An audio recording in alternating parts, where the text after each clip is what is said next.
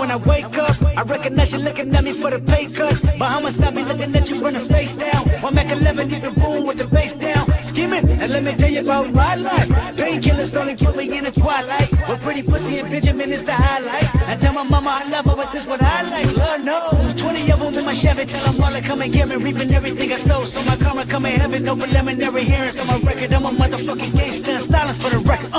Tell the world I know it's too late. Boys and girls, I think I've gone great. Trying to side my face this all day. Won't you please believe when I say, when you know we've been hurt, been down before.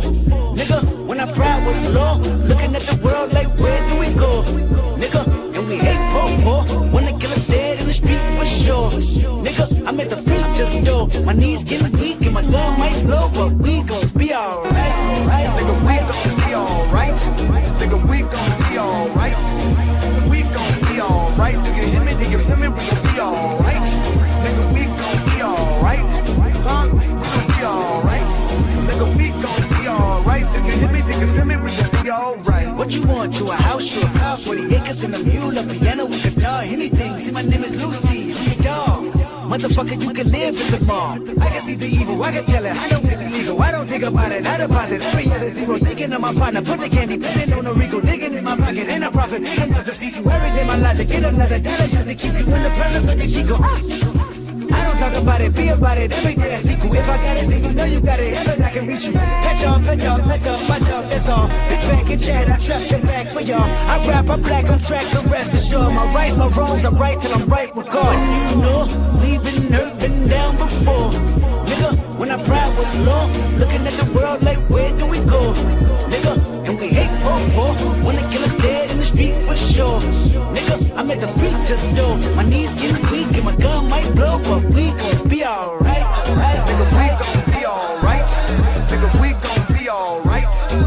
We gon' be alright. Do you hear me? Do you feel me? We gon' be alright. Nigga, we gon' be alright. Huh? We gon' be alright. Nigga, we gon' be alright. Do you hear me? Do you feel me? We gon' be alright. I keep you running up right. I cross my heart. Love me is my plea. Too afraid of the changes. I'm alright in your favor. Dark nights in my prayers. Cousins, what's up, y'all? How's everybody doing on this beautiful Wednesday? I hope y'all feeling good. I hope y'all had an amazing day today. Please do me a favor and smash that like button if you have not already. I would greatly appreciate that. Y'all know the routine. It helps us get into the algorithm and all that other good shit. So support the channel. Smash that like button. Also, if you can, share the video. Let somebody know that we are live. Because we got some shit to talk about, man. We got some shit to talk about. So yeah, pull up, get comfortable, and enjoy the stream. Yeah, I just realized I had my other channel attached, so the backup channel attached. So I removed it. So hopefully whoever's over there can come on this side. But yeah, man, smash that like button. And yeah, today we got some stuff to talk about. I have some trending topics to go over. Boosie got scammed. I wanted to talk about that a little bit. I saw this interesting video on Trim. She's a new female rapper that's coming up. She's buzzing, and a lot of people like to compare her to Nicki Minaj. So I saw this video that I wanted to share and get y'all's opinion on it. Also, I wanted to talk about the Teyana Taylor backlash from Jay-Z's Weekend, where she performed. I also want to talk about Lil Wayne for a second because it seems like he's complaining again. I feel like every time a rapper has something going on, Lil Wayne makes it his duty to fucking complain like a child. And it just doesn't make sense to me why he's always complaining. Why is my headphone so low? Hold on, y'all. Let me run these for a second because my headphone sounds so fucking low.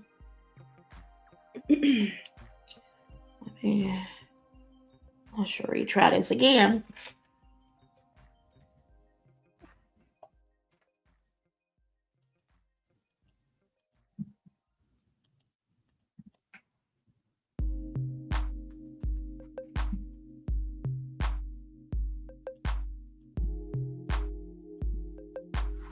Oh, my volume won't go up. I don't know.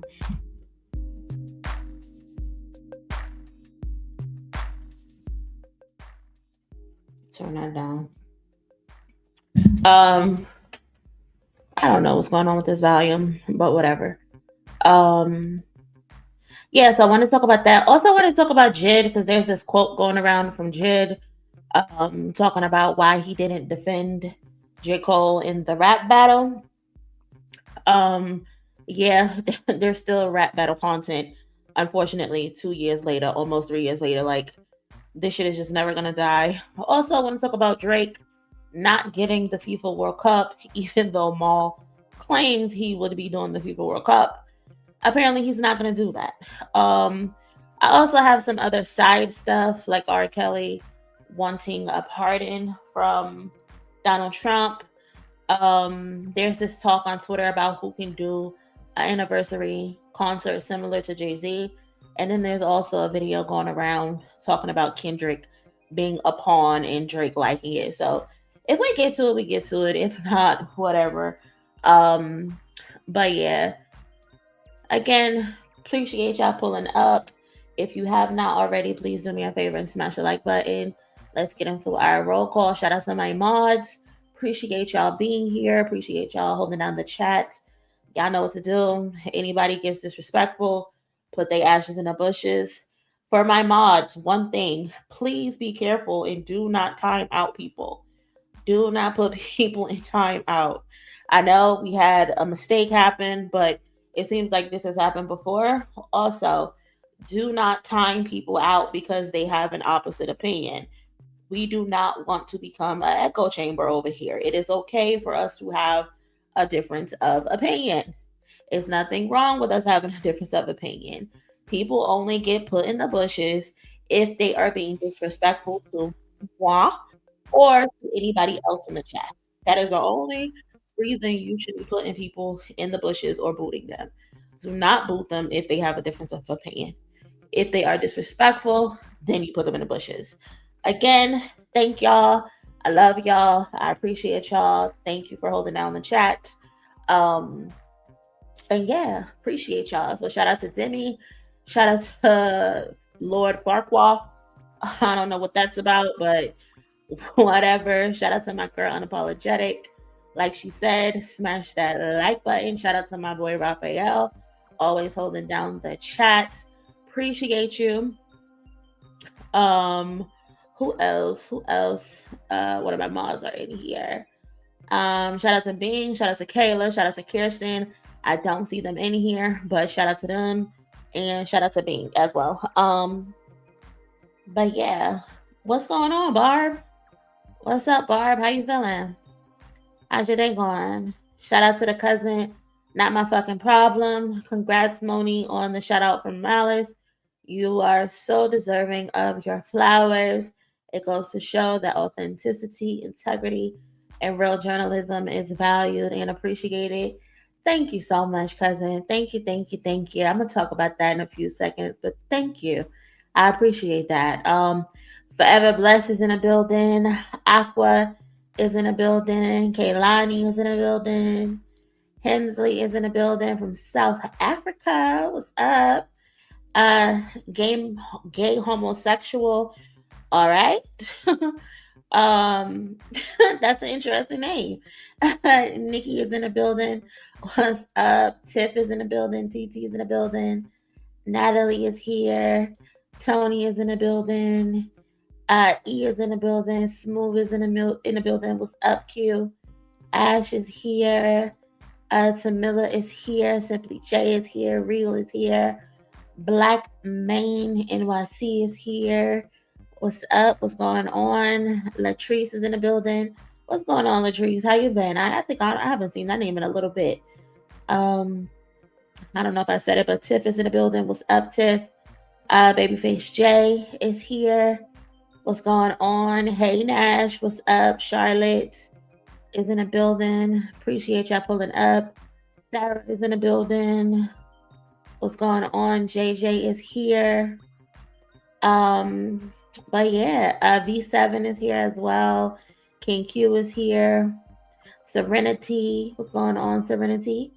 So yeah, y'all. Shout out to y'all, man. Shout out to y'all for pulling up. Thank you so much. I appreciate y'all pulling up as always. But yeah, man. Like cousin said, we got some love from Malice yesterday. So shout out to Malice. I appreciate that.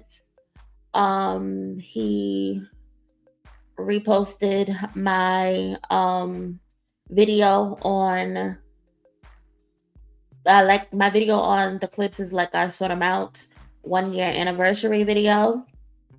So it was pretty cool to see that get some love. He said more truth telling. Love you, Monie. So shout out to Malice, man. He said he loved me. But now, all jokes aside, like I really appreciate that. I really appreciate, getting my work acknowledged because I do, put a lot of effort into it, especially when it comes to like my video essays, like on the live streams, of course, I do like research or whatever, but for the most part, we're just shooting the shit. We're just having a conversation. But when it comes to my video essays, I like to put a lot more effort into them. I like to do a lot more dive and research. And I write those essays at least 2 to 3 times before I decide that it's good to go. So again, it's amazing to be acknowledged by the person that you are doing the essay on, and you hope they like it.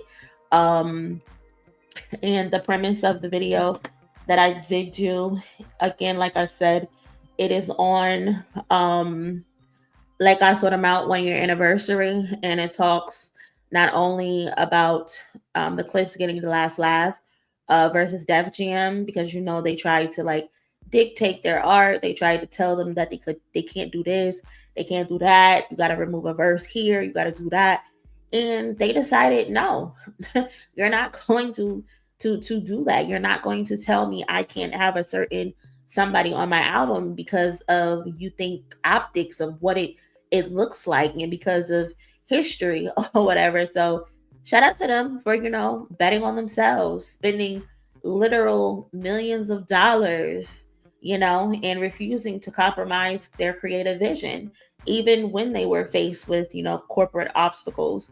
So I wanted to acknowledge that a year later, how amazing the album still is. It still sounds fresh. And they ended up getting the last laugh, in my opinion. The album was very successful. They went on a sold out tour. I'm not sure if they're still on the tour. I think they're on the tour now with Linkin Park, but their tour was very successful. They won awards. They got critical acclaim. So they definitely got the last laugh at the end. So I wanted to put that in a video and show them respect.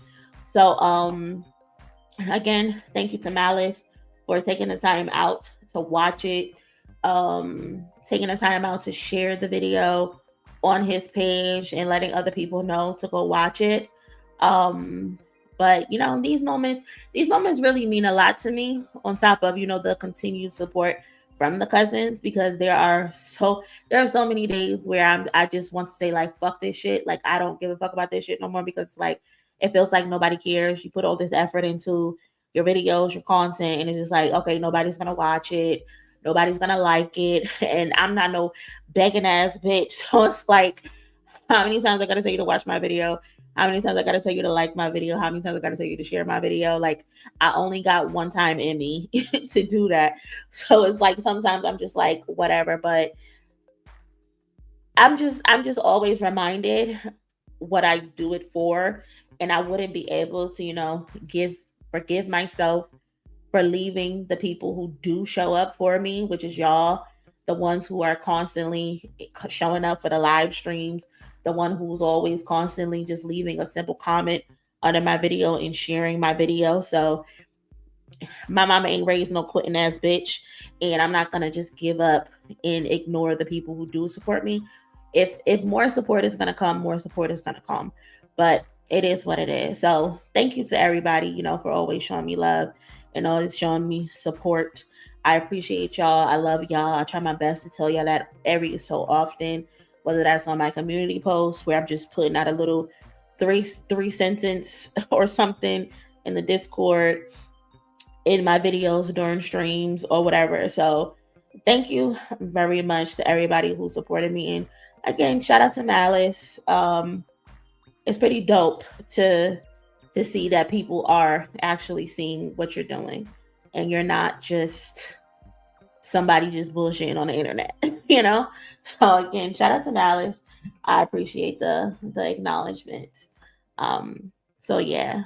So that was that. That was an amazing thing yesterday. Do I even want to acknowledge this? Because I seen somebody in the comments hating, talking about some, she making a headline for Malice, but she don't make a headline for y'all.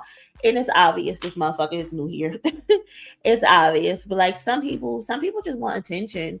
I realize, like, you can have such a positive thing going on, and there's always going to be that one person that's going to try to come in and cause some type of chaos and destruction. And just like, you can't even feed into that bullshit. You just got to stay focused on the people who actually support you, who actually show up for you. So that was that. But yeah, what else is going on? So yeah, that happened. Why is it showing up like this? Oh my God. Hold on, cousins. 1 second. I think I might need to refresh this StreamYard. Bear with me for 2 seconds. Hold on.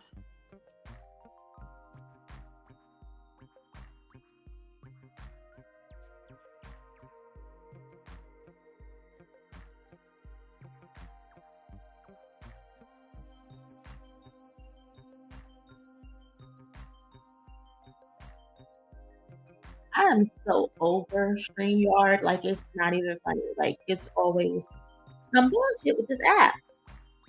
It never fucking failed. This app.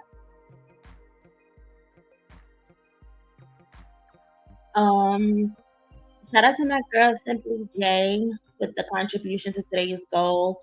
I appreciate that very much, cousin. Thank you. Cousin! What's up, cousin? What's up? I ain't seen you and I don't know. Shout out to Simply J, always coming through supporting.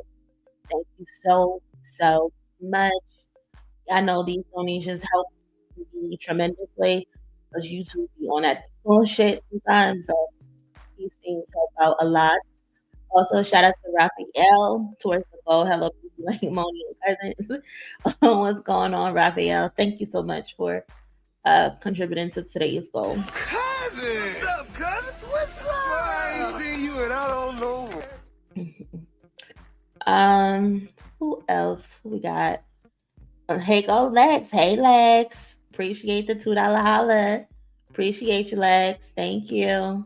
Cousin! What's up, cousin? What's up? I ain't seen you and I don't know.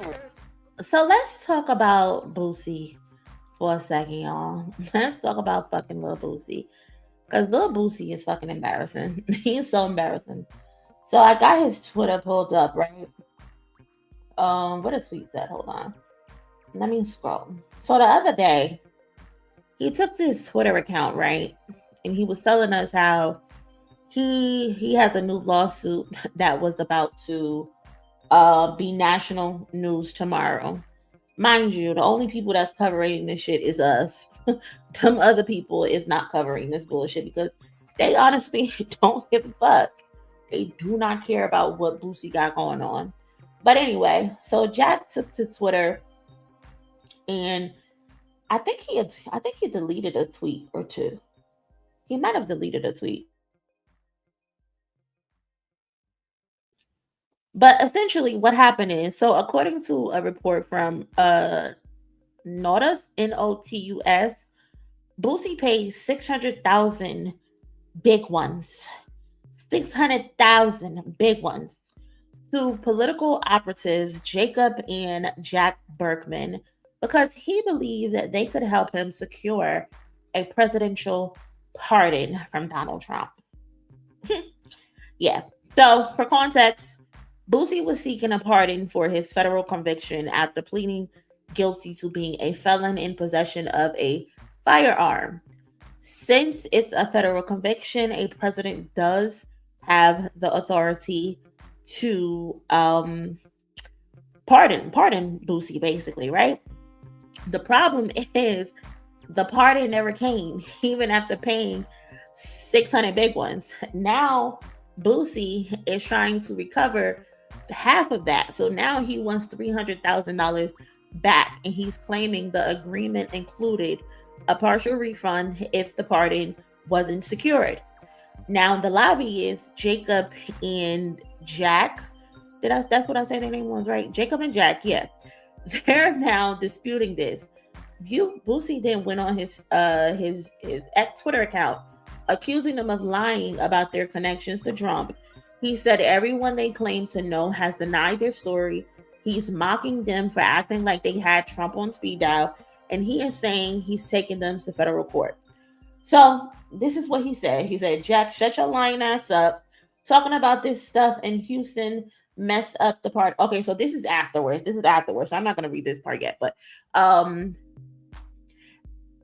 and so Boosie also was talking about how these people needed to do research on him and that they fucked up, that they messed with the wrong person. And just like, this is just where I have to laugh. Like, you're telling these men they should have done their research before trying to quote unquote scam him.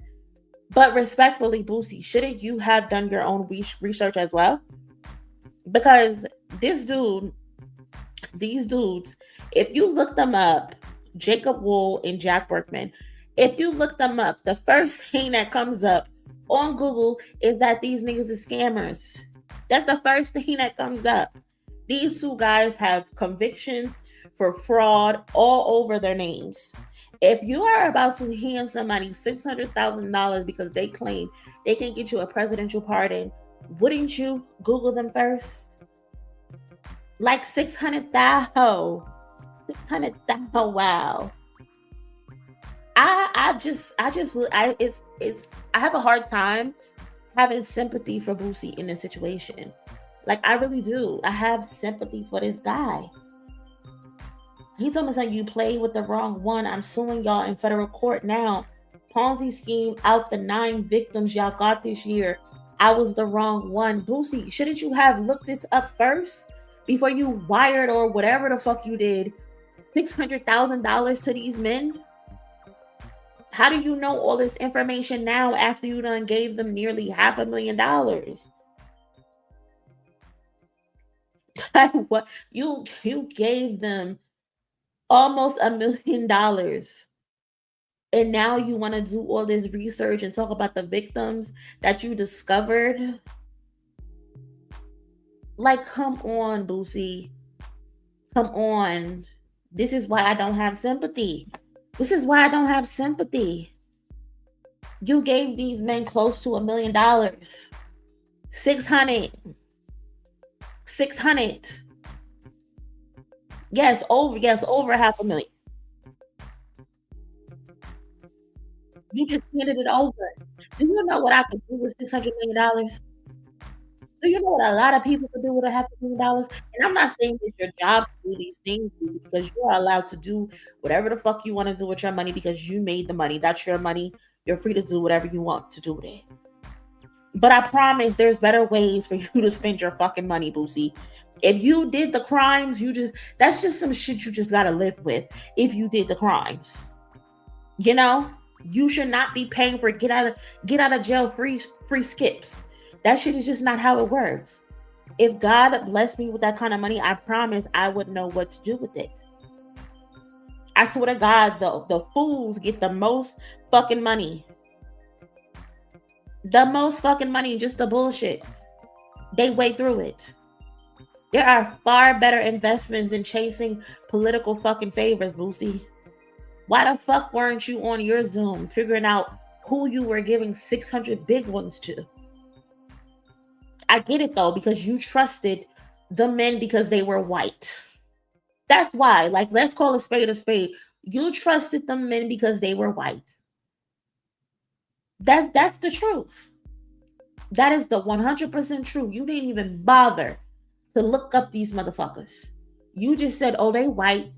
They got a few flags in the background, American flags in the background. They look like they be at the White House or some shit. I trust them. Get the fuck out of here, Boosie.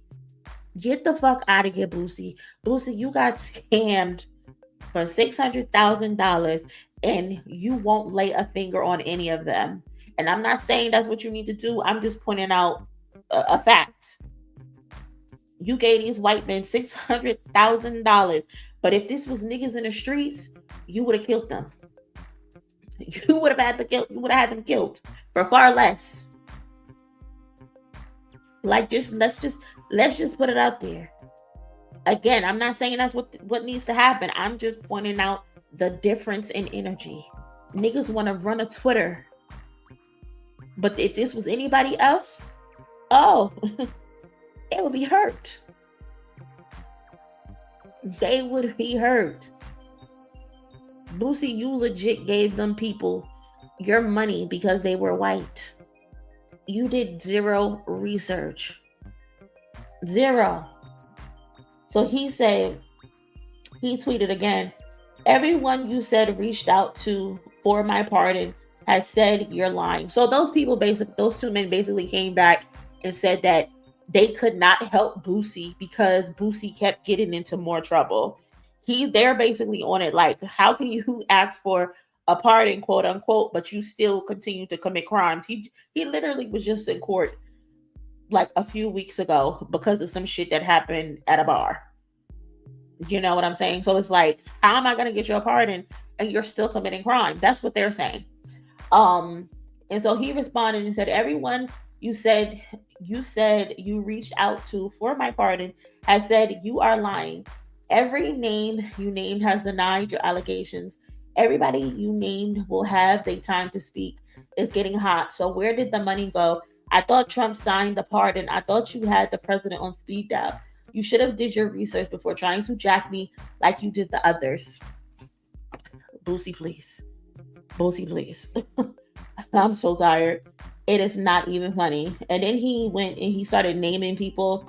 Can the names above please make a truthful statement about having contact or no contact with Berkman and Wool about my pardon process? $600K was taken from me with your names mentioned in emails by these people. Thank Boosie, these people did not take $600K from you. You gave these people $600K. Let's be clear. You willfully gave these people your money. They didn't take it. They didn't hold a gun to your head and say, hey, give me $600,000. That's not what happened, Boosie Boo. That is not what happened. And then a few of them, I think, responded to his tweets. Hold on, let me see. One of the ladies, Laura, said, I don't get involved in this type of work and have no idea what you were talking about. Boosie, they saying they don't even know you. They have no clue what's going on. No offense, but I also have no idea who you are and have never heard of your case. Seems like Bergman is using people's name without permission to get business. That's also not how the pardon process works. You can't pay for a pardon. Not sure who told you that's how it works. Laura, I get why you're saying that, but we all know you're a fucking liar. There's a documented history of motherfuckers paying up to $1 million for fucking pardons from Trump and Rudy Giuliani, whatever the fuck his name is.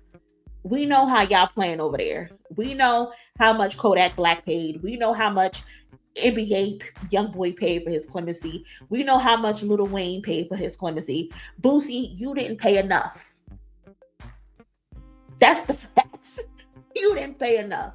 Motherfuckers is paying million, 1 million, 1.2, 2 million allegedly for their pardons. You only got 600K because that's all you had. And they said it ain't enough. It ain't enough. Go back in that book bag. So this lady is talking about something. She don't even fucking know who you are. She's never heard of your case, allegedly. Who else? There was another guy as well who responded. This guy. First of all, this shit had me dying because he responded. He said, "Hey, Lil Boosie." I don't know why that's so funny. He said, "I don't privately advocate for pardons nor accept money to do so. I do promote pardons publicly with full transparency. Nothing against you, but never recommended a pardon for you, nor even knew you wanted one." Boosie, they're all saying they don't fucking know you. They're all saying they have no idea what the fuck you're talking about. Your money wasn't enough to cross their desk. To be able to be put in front of them, for your name to come across their desk, it starts at 1 million, allegedly. Boosie boo. So you 400 short. Go find the other 400 in order for them to talk to you, Boosie. They can't do anything for you right now. This is crazy. This is ridiculous. So both these men are, or the man and the woman, they're like, they have no idea what's going on. And so he responded again. Boosie is love. I think Boosie is love. He responded thanking them. Boosie, why the fuck are you thanking them? These people are saying they have no idea what the fuck you're talking about. Thank you, Laura, for making a statement. Really needed that. Your honesty is really appreciated. Somebody said, you let a far-right racist finesse you out of 600K and thinking another far-right-wing racist who's probably laughing at you and spending 50K of that 600K while simultaneously snitching on you for trying to bribe the president. Put the drugs down. He don't even realize what's going on. He does not realize what's going on. He is fucking clueless. You think they're going to allow you to come in front of a fucking judge and say, hey, I tried to bribe the president and other people to give me a pardon, and you think that's going to get your money back, Boosie? Like, you are crazy. You're crazy. I 100% believe they know him. I 100% believe they know him, Ms. Bynum. They probably do know him, but they're not doing that on the internet. It's a way that business is done. Nigga, it ain't enough. Exactly. They absolutely know who the fuck Boosie Boo is. He just ain't pay enough. That's what that is. He thought he could get a little inkling with that 600. No, Boosie. They allegedly cost $1 million and above. And the audacity to think that you're going to get these people to get on the internet and admit to a fucking crime is crazy, Boosie. You're the only idiot to do that. You're the only one on the idiot letting the world know that you tried to pay for a fucking pardon when it's against the law. Boosie is stupid. So stupid. And honestly, it would not surprise me if they seen him and said, oh, this motherfucker is stupid, we're still going to take his money. Because how the fuck, why would you agree that if I give you $600,000 and if it does not go through, we're going to give you half back? Does that make sense to you, Boosie? How does that make sense? You gave these motherfuckers $300,000 for just doing nothing? Like, can someone make it make sense for me? I can understand, giving somebody a fee for at least trying and attempting, but half of $600,000? And you're okay with that? You're okay with just giving these white men 300? All right. Okay.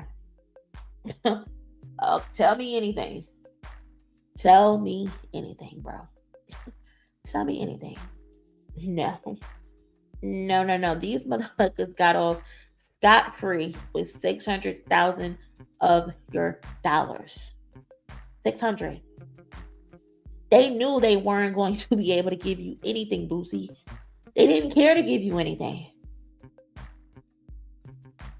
And then you on the internet talking about some, oh, Jay-Z need to go give that boy a paternity test. It's like y'all make this shit so obvious when them people send y'all on dummy missions to talk shit about Jay-Z. So they sent you on a dummy mission to talk shit about Jay-Z, and you came back and you can't even get your fucking money no more. You stupid motherfucker. You was just so stupid. Just so stupid. And I have no sympathy. I really don't have any sympathy. Mm-mm. You couldn't pay me to feel sorry for this man. At all.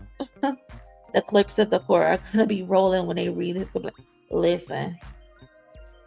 One of them going to wipe their ass with those documents.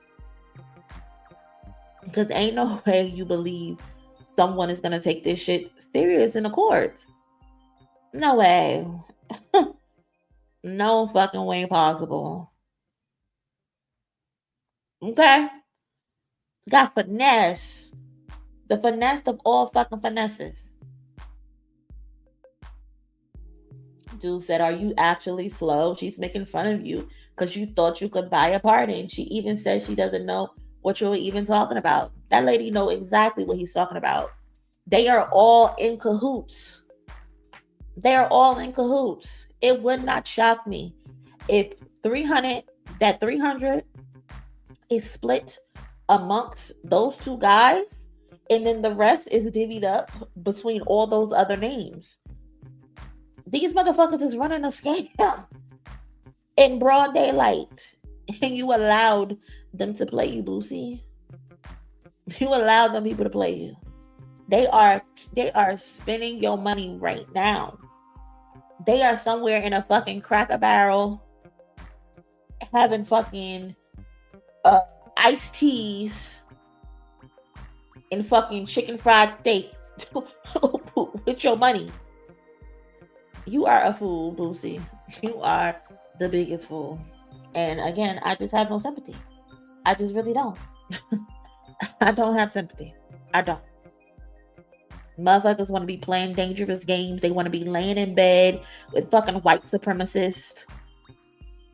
All because you want to erase the crimes that you committed.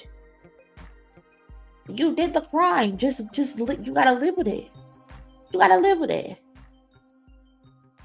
If you're not out here doing actual community service, changing your life, and doing philanthropist shit that's gonna benefit people, you should not be able to just pay your way to have records wiped clean. That shit is just not how this shit works. It's just not. And here go another motherfucker who want Donald Trump to give them a pardon. Did y'all see R. Kelly talking about something he wants Trump to commute his sex abuse sentence? Like, what is happening? Are we living in the fucking Twilight Zone? Because here go Robert Kelly. Here go Robert Kelly. What is going on? NBC, I am not paying for this. You got me fucked up, NBC. I am not paying for this. But now R. Kelly talking about some he need help. You damn right you need help. You damn right you need help. This is crazy. Everybody is losing their fucking minds, bro. They're losing it. I am just like so baffled. This motherfucker's lawyer said that he wants Donald Trump to commute and end his 30-year prison sentence.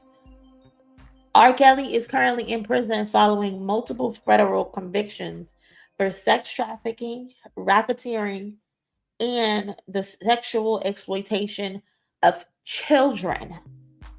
Children. Get the fuck out of here. Get out of here. I guess he must feel like, oh, a sexual deviant can help another sexual deviant. No. Rot in jail. No. The thing with R. Kelly is, even if Trump did it, he wouldn't get out. He has both Fed and state charges. Trump can only pardon Fed charges. Nice try, though. Let him know. Let him know you in there. You might not ever walk out that motherfucker, Robert. Nope. Nope.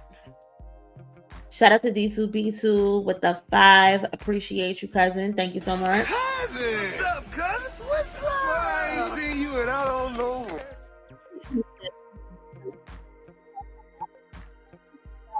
Dog. You got to. If this was anybody else, he'd be threatening them. Just a few weeks ago, wasn't he on the internet beefing with Kodak Black? Calling Kodak Black all types of stupid shit, saying he'd fuck him up and all that type of shit. Meanwhile, Kodak Black was able to secure his pardon. How you let a motherfucking crackhead be able to secure a pardon before you? That's how I know Boosie stupid. That's how I know Boosie stupid. Shout out to the cousin, Cat Williams, 2024. Appreciate the 5 so much. Thank you. Cousin! What's up, cousin? What's up? Well, I ain't seen you and I don't know. Cousin said, shout out to cousin Monie for being in the Twitter street, so I don't have to. Yeah, man. Twitter is like a gift and a curse. I swear to God. It really is. Twitter is a gift and a curse. I can't lie. But yeah, you know, I trust them in the streets for y'all. I do that so y'all don't have to do that. Shout out to Zimmy, 145 out of 200 likes. Shout out to the chat. Smash the like button. Smash the like button. Smash the like button. If you have not already, I would appreciate that so much. We also have a goal for today's stream. If you can contribute, if you are enjoying the stream, thank you in advance for the support. I appreciate that. Quick intermission though. I would not be me if I didn't plug what it is that I got going on. So as y'all know, we recently updated the merch. So you should go over there and head and get you some Chilling with Monie merch. We got the Cousin Creator Playbook. I also have a boot camp coming up. It's going to be a class where I'm going through the playbook and I'm giving you other tips and tricks to be successful. I'm walking you through how to create your first script. I'm walking you through how to create your first video. I'm walking you through how to edit your stuff. I'm walking you through how to get connections. I'm walking you through how to make content that does get recognized by, you know, the Malices of the world, the Dave Freeze of the world, and all of that. You know what I'm saying? You feel me? But also we got some more new merch. I got some neutral merch for the fellas because I know my theme is like roses and stuff, and I know a lot of the fellas don't want to wear roses. So I got some neutral Chilling with Monie merch. So definitely go check it out. In your spare time, there's a little bit of everything for everybody. Also got some cups, some mugs that are coming in black and white. So go check it out. Support your girl. I would greatly appreciate that. So thank you for my quick intermission. And we are off of Boosie. I've had enough of Boosie. I've had enough of fucking Boosie, okay? I'm done with Boosie. What else we got?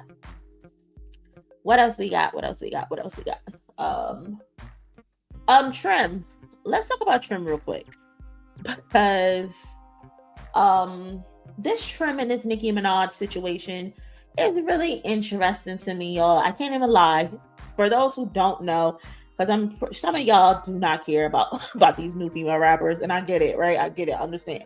But if you don't care about Nicki as well, I also understand that. But Nicki Minaj and Trim is being compared to Nicki Minaj.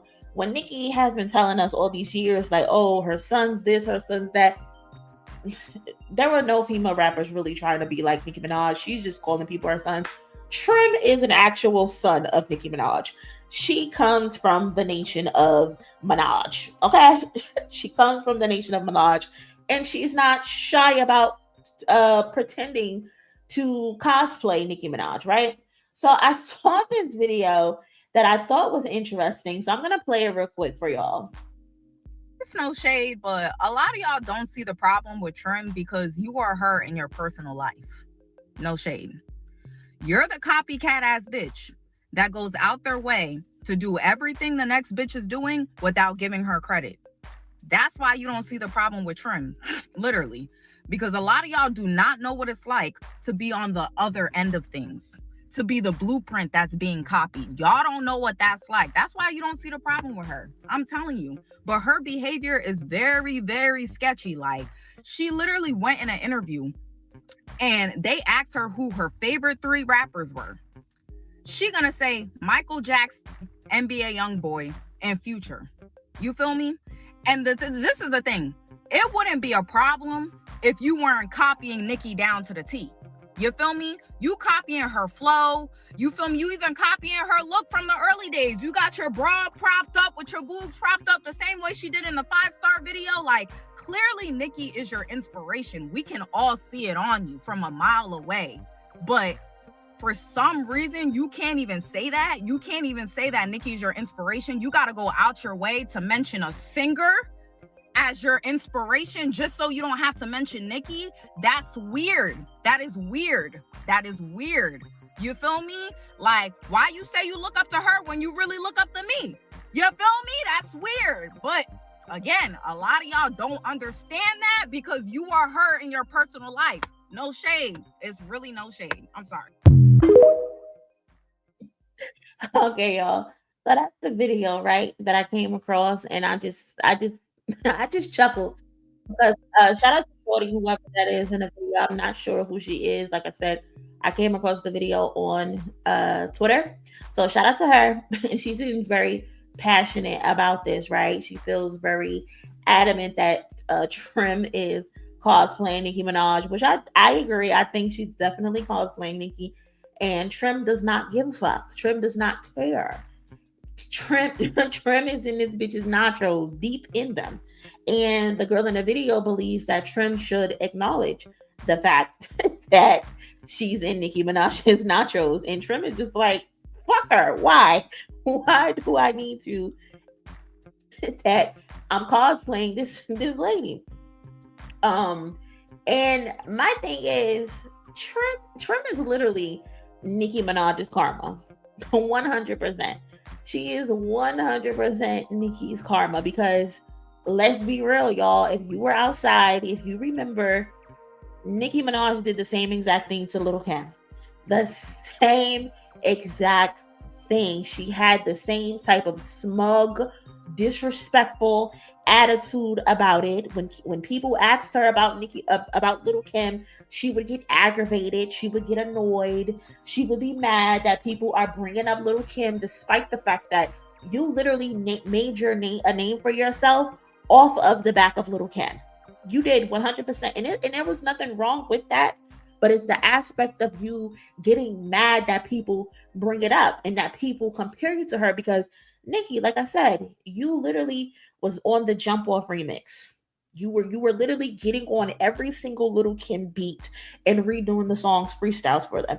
You were on the Jump Off remix. You were on the you were doing the Biggie shit, the Warning shit. You did so many freestyles. You were looking like you were literally cosplaying Lil Kim. You did the squat pose that Lil Kim went, iconic photo. You did the squat photo. You stole the Barbie moniker. That was Lil Kim shit. Nobody in the industry, as a female rapper, were calling themselves a Barbie. You stole that from Lil Kim. So now to see this shit come full circle, now your fans are upset. Now your fans are demanding that Trim pay homage to you and admit that she's cosplaying you when you didn't even do the same. You actually disrespected Lil Kim and was upset that people would bring this shit up in the interviews. I just find that so funny. And I just have no sympathy. I have no sympathy. I have no sympathy because Nicki Minaj, this was also once you before. This was you before. Literally.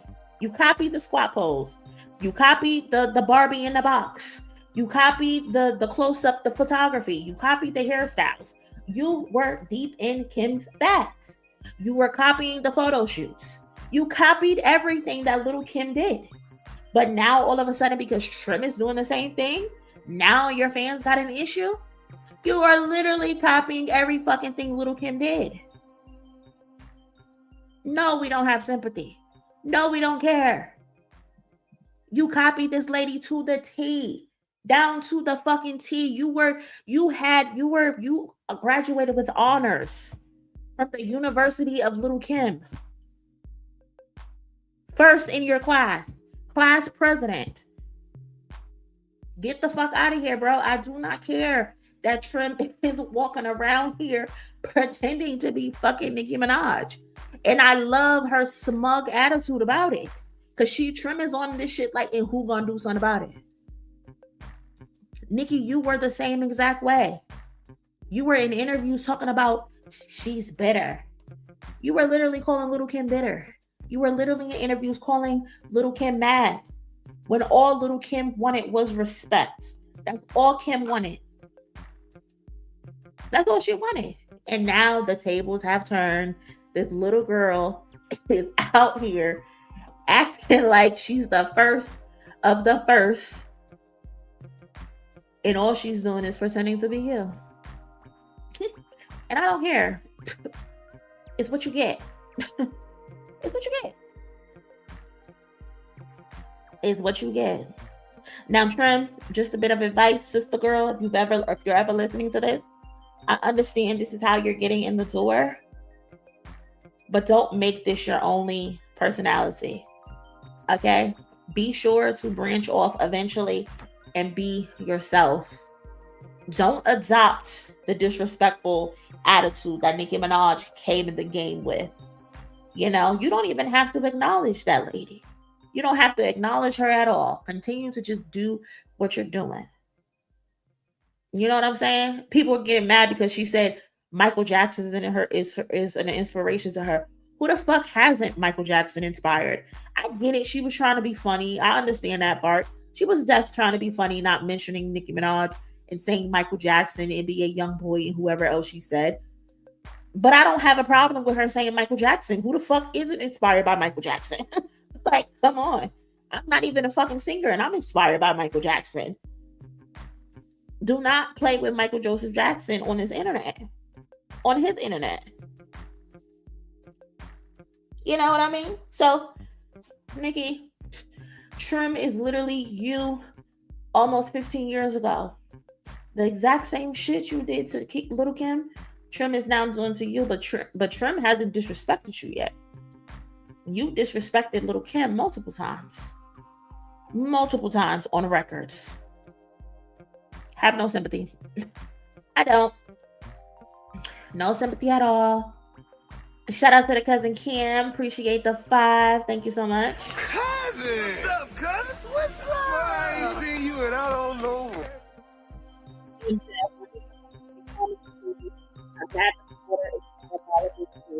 And listen, absolutely not. She'd never get a 10 from me. Never. Absolutely not. And she gonna keep doing it. And she gonna keep doing it and keep doing it and keep doing it. And I'm gonna enjoy it. I really am. Because listen, sister. You was deep in Kim Nachos. Deep in Kim Nachos. But got the audacity to be upset. The tables just turned, sister. That's all that is. The tables have turned.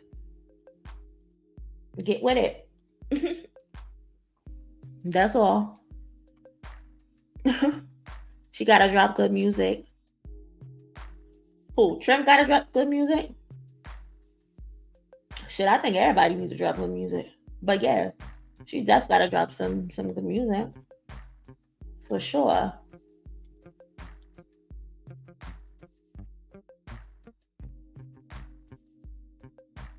I think a lot of people are paying attention to that Nobody song right now. I think the song is cool. There's nothing, too spectacular to write home about. But yeah, shout out to Trim, man.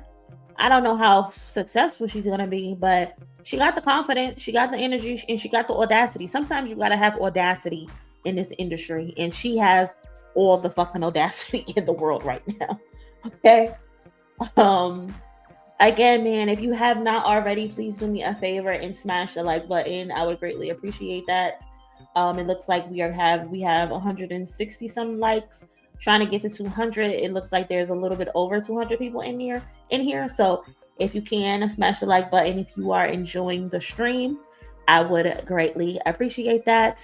As well as if you can contribute to the goal, I would appreciate that as well. Next up on my list is Teyana Taylor. Now, as you know, we spent the weekend tuning into Jay-Z's concert.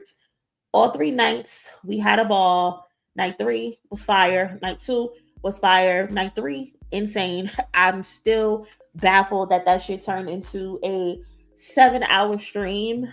Insane. We were waiting for fucking ever for them to get that shit together, with them to come on stage. And we saw a lot of people come out and perform with Jay-Z. We saw Pharrell showed up again. He showed up on night 2 as well.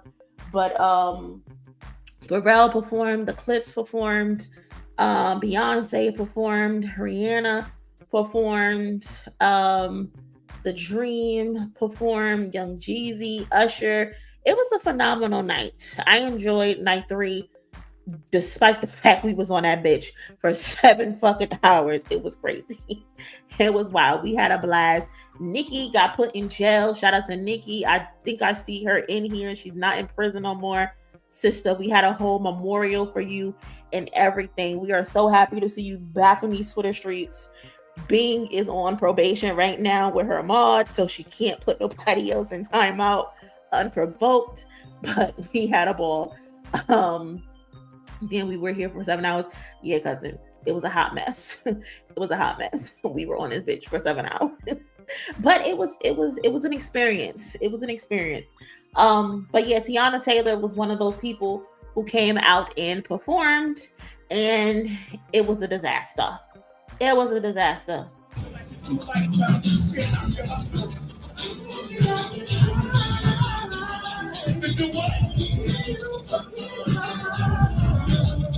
Yeah, it was terrible. It was terrible. I'm glad you appreciated it, cousin. We was missing you. YouTube got to get it together, because they don't have a way from us to unmute somebody. And Bing ended up putting her ass in timeout for 24 hours. I don't know how. I don't know why. But listen, we got through it. We had a whole memorial service for Nicki. Yes, y'all. Welcome back Nicki in the chat, y'all. Welcome back Nicki in the chat. Please welcome back Nicki in the chat. But yeah, Teyana Taylor got on that stage and it was just a disaster. But you could almost tell like it was gonna be bad, because when she first came out, I was like, I can't hear her. Like, please turn her microphone up. Like, for some reason, I just couldn't hear her. And then when she was singing, she was off key. Like, she was off of her in-ears. You can tell her in-ears weren't working. So it was just a bad thing. But she kept the energy. You know, she was on stage. She was still dancing. She was still smiling. She was still happy.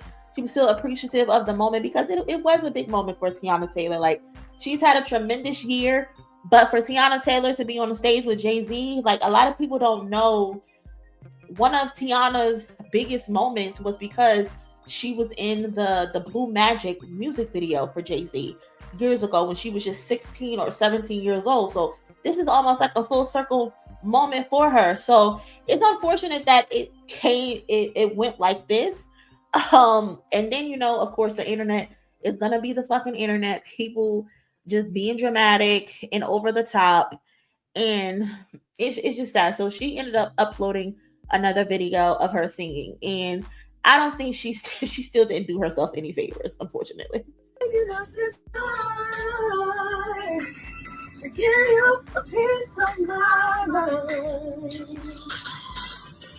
Who you think you are? And one day you'll be a star. But until then, lately, you're the one who's crazy. It's just the way you're making me feel. I'm just trying to get my heart out your time. Yeah, come on. Life is hustle for real. Yeah. Hey, yo, yes. Get up this time. Whoever said yeah, that's how she sounded on stage. I hate you. I hate you so fucking much. I hate you so fucking much. I can't stand y'all. Oh, but yeah, shout out to FN. She definitely did not give up. And honestly, I hate when celebrities start explaining themselves. Like, I wish she didn't do that. I just wish she would have just let it be what it was, you know. Just post, you know, about the moment and just go on, right? Posting this video did not help her. And it's like, I personally know that Teyana Taylor can sing. Teyana can definitely sing. Her V album is like one of the best R&B albums of like the last decade to me. Like, if there's like a top 25 list, I will definitely put that album in the top 10, top 15. That's how great that V album is. And she doesn't sound bad, but it's just this song was not fit for her. The song is too high of a range. That's not her range, unfortunately.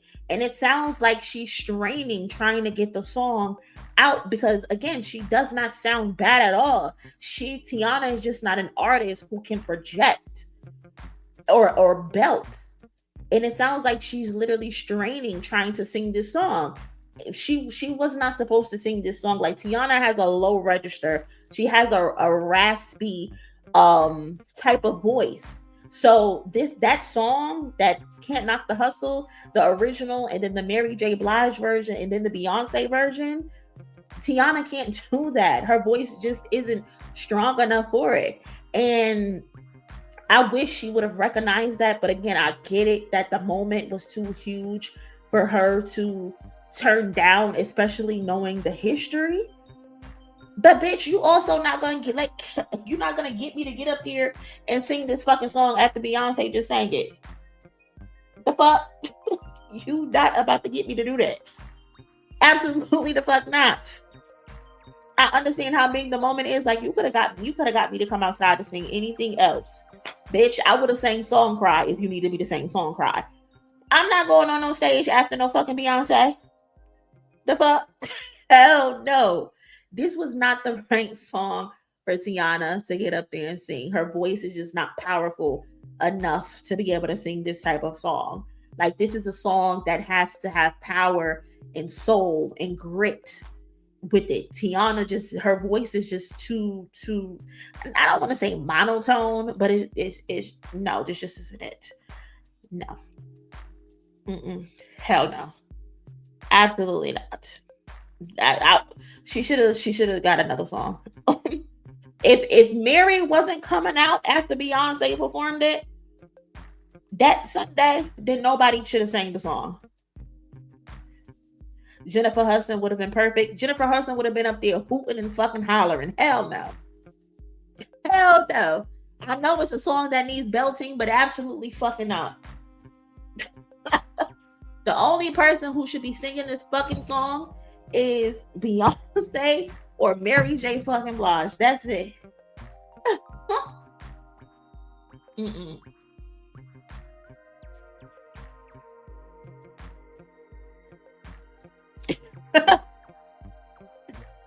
Scream for Hudson. It's crazy.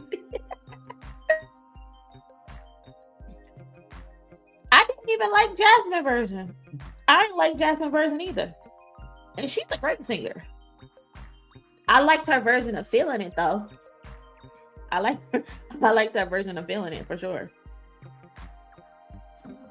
But the only people that should have been out there on night one was Beyonce And then on Sunday, it should have been Mary. I don't know why Mary didn't show up on Sunday. She did not have a show. She had a show on night 1 in Vegas. But on Sunday, she did not have a show. Mary should have showed up.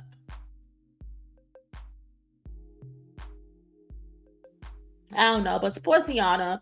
I'm just sad that, you know, people are kicking her back in. People are giving her a very hard fucking time, and I don't think that's cool. Aside from the fact that I think that was a bad song for her to sing, you know, but I just think people are just dogpiling, and like it's like you would have thought she killed her baby on stage. The way people are dogpiling. Like, why are y'all being so over the top? Like, there was clearly a microphone issue that she had, but the way people are kicking her back in is crazy. And it just seems like with Teyana, there's like a lot of animosity right now from the crazy year that she's had in Hollywood. People feel like Teyana is being forced on us, despite the fact that, again, this girl has been in our faces since we were kids. Like, I remember being a kid watching her on Sweet 16. Like, that's the first time I ever saw Teyana Taylor, when she had her Sweet 16 on MTV. So also this narrative that she's being forced onto us, it's just so crazy to me because, bitch, y'all close your phone. Close your phone or keep scrolling. How at your big ass age can anything be forced on you? No one is forcing you to watch her. No one is forcing you to do anything. Close your fucking phone. I hate when people say such and such is being forced on us. Who are you? Nobody cares about you. Nobody knows you exist. Like, people be too full of themselves.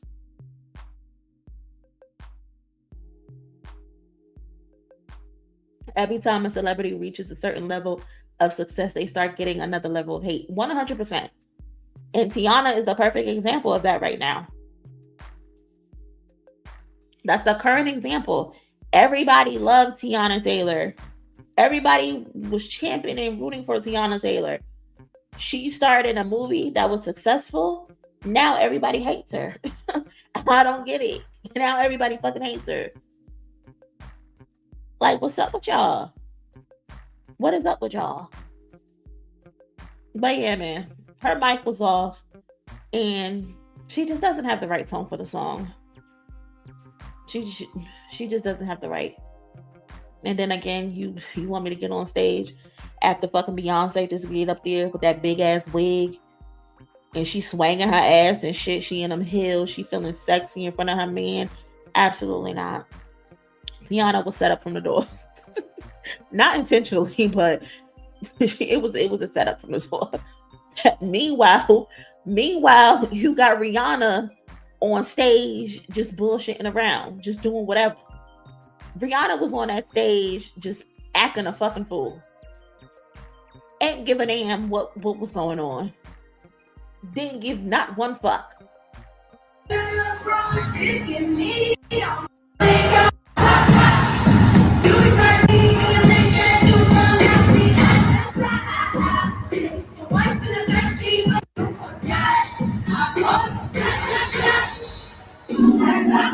She up there just laughing, just hooting and hollering. Like, what? Baby, what you want? Don't act like you forgot. I can't. Ain't nobody said nothing about Rihanna, but they kicking Teyana back in. Y'all play too much. Rihanna was not high. Rihanna was her normal self. She just can't fucking sing. That's all that is. She just can't fucking sing. Rihanna was her normal self. Rihanna was not tired. Rihanna was not high. Rihanna wasn't anything. Rihanna just can't fucking sing, and she knows she can't sing. But the thing about Rihanna is she just don't give a fuck. She don't care that y'all think she can't sing, because Rihanna got that confidence in herself. Even though she sounds horrible half the time, she's still confident in herself because she knows that she has a hit song on her hands. And she knows she can get up there and be cute, and she can point the mic to the crowd, and y'all are gonna sing the song because it's a hit song, and that just be that. She knows she can say, "Bitch, better have my," and put the mic to the crowd, and y'all gonna finish the sentence. Whereas Teyana got to get up on that stage and she got to prove that she can sing. And she also got to be looking good doing it. Rihanna got on that bitch and said, yeah, y'all know I'm rusty, but y'all gonna take what y'all got. Rihanna is not getting on this internet and trying to prove anything to y'all because she just don't give a fuck. She don't care. She's never had a good voice. She could never sing. Rihanna most recently, her best vocal performances is on this is it the Anti album? Yes, her most recent album. That's her best vocal performance. And even then, it's still a C+ at best. You feel me? Rihanna gets carried by having hit songs. She's not a singer. She can't dance. She got 2 left feet. And again, she just doesn't give a fuck. And I respect it. I respect it.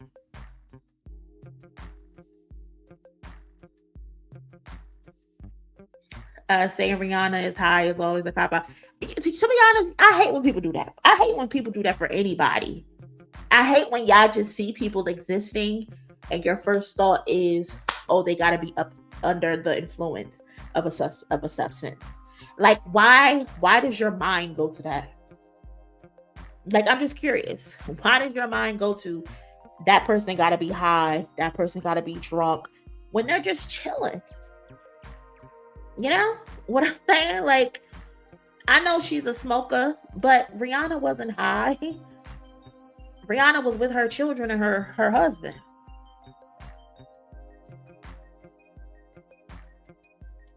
Y'all gotta stop doing that. Just say what the truth is. She can't fucking sing. And that's okay. I think they said that because she almost fell. Ree can't sing though. I love me some her performance. She's just not a vocalist.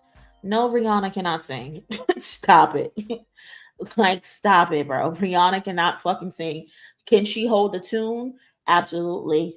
But Rihanna is not. I would never put Rihanna in no category. If there's a list of singers, I would never put Rihanna in a category of being a singer. On no day. Not yesterday, not today, not tomorrow. She does just enough to be able to get by. She said, so people almost fall all the time. As a Barbadian, we don't dance, we walk up. But I agree, Rihanna doesn't have a great voice. And that's okay. And it's okay. Like, I just want people to stop lying about people because they like them. And people do it a lot. Just because you like a person, you like their songs, you like how they make you feel, doesn't mean you need to lie about the truth. Like, we all have ears. We all can hear. Who would you rather, Teyana or Rihanna, as a singer performer? Teyana is by far a better singer and a better performer than her.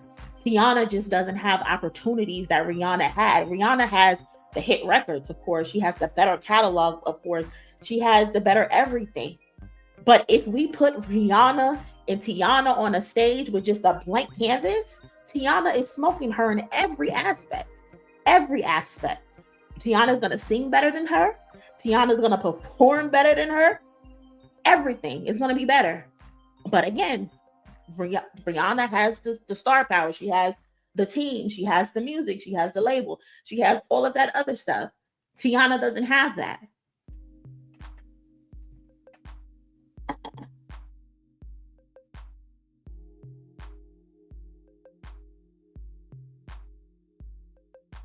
$1,000% actual skill and talent.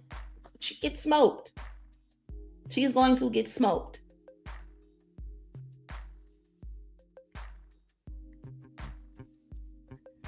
First of all, her name is Teyana, Teyana, not Teyana as in Princess Teyana. Teyana is not a better singer. You crazy. I mean, that's your opinion. If you want to be delusional, you're 100%. You know what? That's not even nice to say. I'm going to take that back. I'm sorry. I'm not going to call you delusional because I wouldn't want nobody to call me delusional. But if that's your preference, 100%, you are entitled to that. But my ears work. My ears work exceptionally well. Teyana is by far the better singer than Rihanna. What are we talking about? I don't know how anyone would argue against the fact that Teyana is a better singer. People are crazy. People are literally insane. People are literally insane. And I'm not trying to argue. I'm not. I'm just going to let that go. I'm just going to let that go. I'm just going to let that go.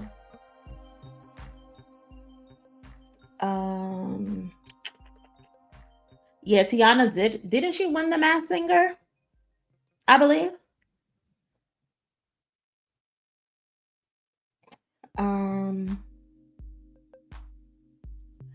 No shade to Rihanna. I love her music, but I agree she's not a talented vocalist or performer. She has a unique sound, but TT has much more per talent. Exactly. Like 9 times out of 10, I'm gonna put Rihanna on before I put a Teyana Taylor song on, and that's because Rihanna has more hits than Teyana Taylor. Teyana has never been a big star when it comes to her music. She's not underground, but she's on the back end of a singer, you know, like it's like a small group of people who recognize what Teyana can do and listen to her music. Again, like I said, her album V, it's fucking flawless, phenomenal album, a great album.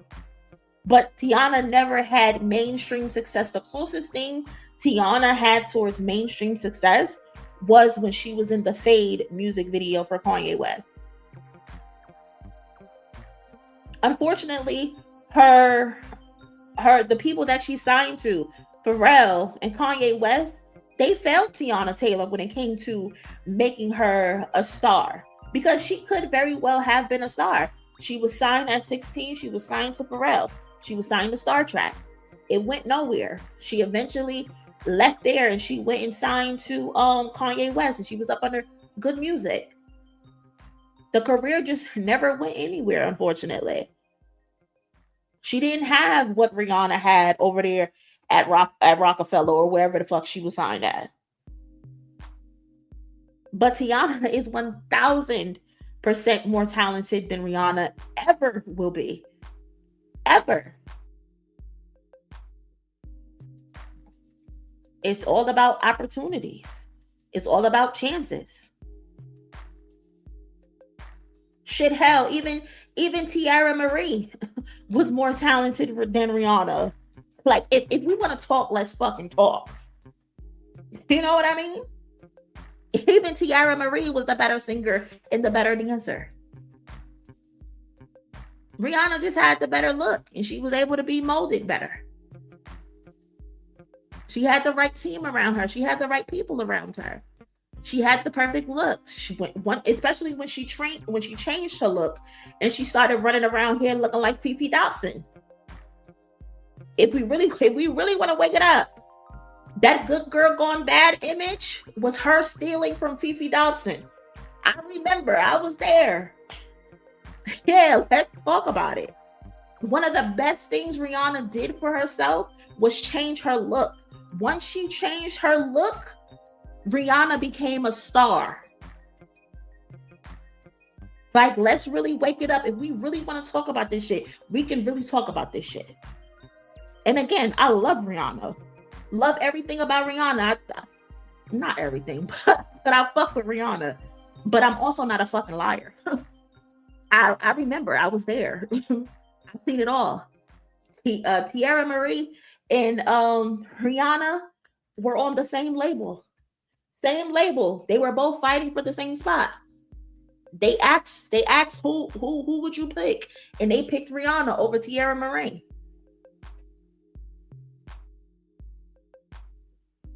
Like, that's really what happened.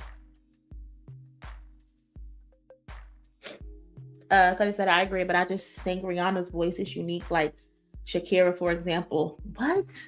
You're comparing Rihanna's voice to Shakira? Shakira can sing.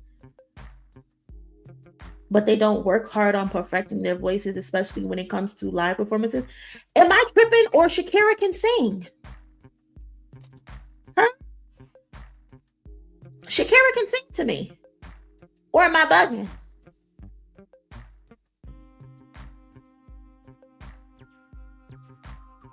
Most definitely. Most definitely was inspired by Khalees. When Khalees bought that when she shaved her head and she had the short haircut with the bag with the stars on her neck. Khalees is a trendsetter. That's another conversation we can have. I know I wasn't tripping. Like, Shakira can fucking sing. Shakira definitely got Shakira definitely got a unique sound, but Shakira can actually sing, and Shakira can dance as well. Like, can we just stop comparing Rihanna to people? Can we just stop, especially comparing her to singers? Like, we don't have to lie because somebody's our fave. We don't. We can tell the truth about our faves.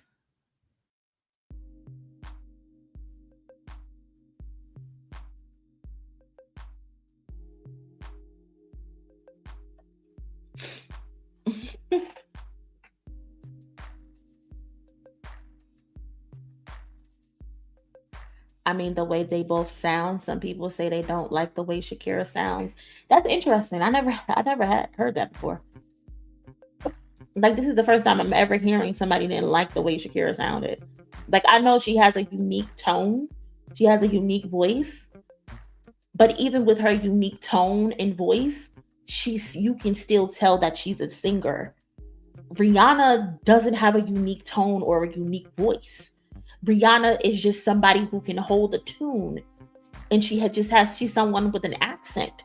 She's not an actual singer who has a unique voice. I'm just having a hard time with the comparisons. It's just not the same to me. I'm not getting what you're putting down. I'm just not, to be honest. And that's not even like me trying to be shady or anything. Like, it just does not make sense. I don't know. I don't know.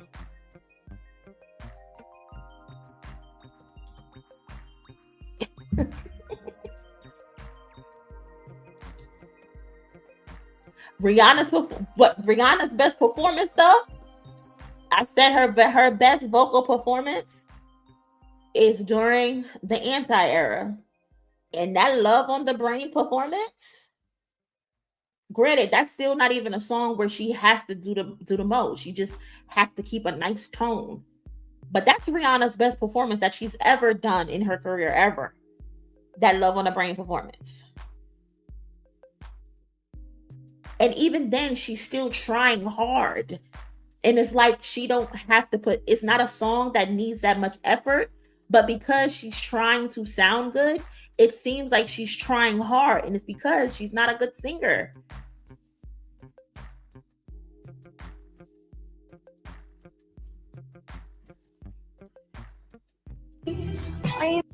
Hold on.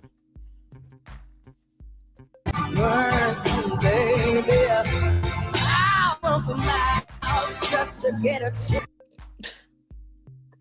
It's like she hits the notes and then no, you know what? I'm not gonna do this because, again, fuck with Rihanna. Kiss It Better. I wasn't gonna die on a hill. That Kiss It Better is her best song that she's ever made. Kiss It Better. Oh my God. Fire. Fire. Fire.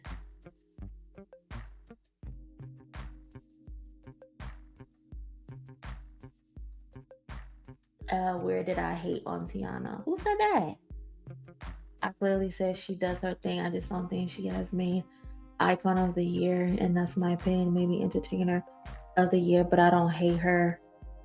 I don't hate her. Don't do it. Well, the thing is, I'm not sure who you're talking about. I don't see in the chat what happened, but I'll just respond to your comment. BET's icon of the year, BET Awards, meaning BET's Icon of the Year at the BET Awards is a special honor given to a culturally defining artist or creative force who is heavily shaping the current moment. According to BET, the recipient is someone whose impact isn't measured in years, but in the undeniable weight they carry in every room, every conversation, in every corner of the culture they touch.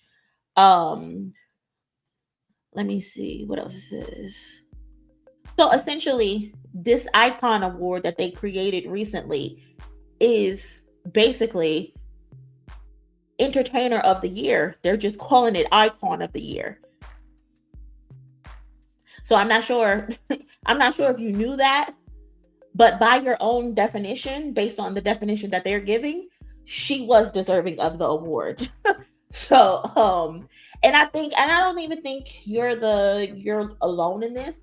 A lot of people couldn't understand why she was given the icon award, and it's because they didn't know exactly what the award meant. They thought it meant probably her life, her entire career. Basically, a lot of people thought that it was a combination of everything that she's done in her life, but no, it was just for this year. And if it was based on just this year, Teyana Taylor wholeheartedly deserves to get that award because she had a very, very successful year, especially in film. She was nominated for a Grammy. She put out a phenomenal album. She won a Golden Globe. Why wouldn't she get the award? You know what I mean? Nobody had a better year than her outside of Michael B. Jordan. But Michael B. Jordan wasn't even nominated for a Grammy. So, you feel me?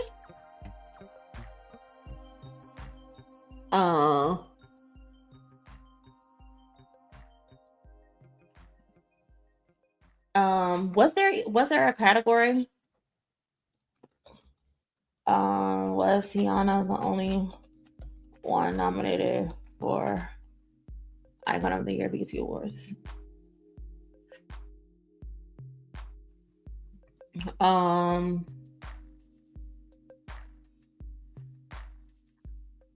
There was no other nominees. She was just the only one picked.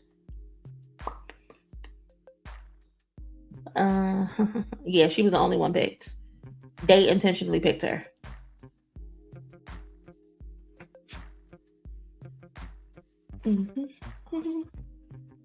What about Rihanna's performance at Victoria's Secret fashion show 2012? I think that's one of her best performances. That's when I knew she could sing but needs some guidance like a voice coach. I don't remember that performance. Hold on, we'll have to look it up.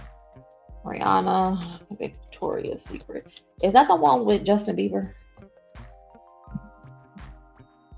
Diamonds. Ladies and gentlemen.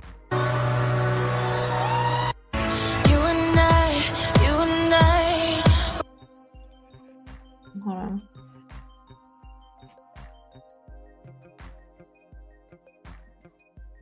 We're like diamonds in the sky. You're a shooting star, I see. Vision of ecstasy. When you hold me, I'm alive. We're like diamonds in the sky. I knew that we were safe. I saw the life inside you. You look like diamonds in the sky. Shine bright like the shine bright like the star. I see a vision of ecstasy. When you hold me, I'm alive. We're beautiful like diamonds in the sky. Shine bright like a diamond. Shining bright like a diamond. She sounds good. She just sounds like she always sounds to me. She isn't. I didn't want to say it, but she isn't singing live. I'm trying not to, be that person. But oh my God. She just sounds like she always sounds, Like she doesn't try. It's just like I don't know. I don't know. I'm trying not to shit on her, because again, like I like Teyana. I fuck with what she gives, I fuck with what she gives, but trying to make Rihanna out to be this singer is kind of ridiculous to me. It's just ridiculous to me. Reed don't care about her vocal ability. She would have gotten better over the years. She is living her life and don't care. Exactly. Like you can tell Rihanna has not taken one vocal lesson in the last 10 years. You can tell she has not sat in nobody's vocal class and tried to perfect her voice at all. At all. That wasn't live. No, darling, these shows are taped. These shows are previously recorded and they dubbed them over. Did you watch the Super Bowl? When Alicia Keys performed with Usher and she sounded horrible, but when they uploaded the video, they fixed her vocals. That's what happens in these performances. Now, I'm not saying she sounds horrible. I'm not saying when she performed the song, she probably sounded horrible. That's not what I'm saying. But when there's these live fashion show shit, they're pre-recorded and they're uploaded. She sold on personality in the way she looks, in the way she dresses. That's what has carried Rihanna. Rihanna is successful because one, she gets hit songs, and these songs aren't over the top. They're just enough to get the people going. But Rihanna is popular in a way that she's popular because of how she looks and how she carries herself and her I don't give a fuck bad girl image. Her, again, changing her image was the best thing that Rihanna ever did for herself, was changing her image. And it has carried her all of this way. Again, this segment is becoming too long. But yeah, man, shout out to Teyana. Shout out to Teyana. Shout out to Rihanna. Both beautiful women. But we gotta stop lying. We have to stop lying. We gotta stop lying. If you have not already, please do me a favor, smash the like button. I would appreciate that. I really would.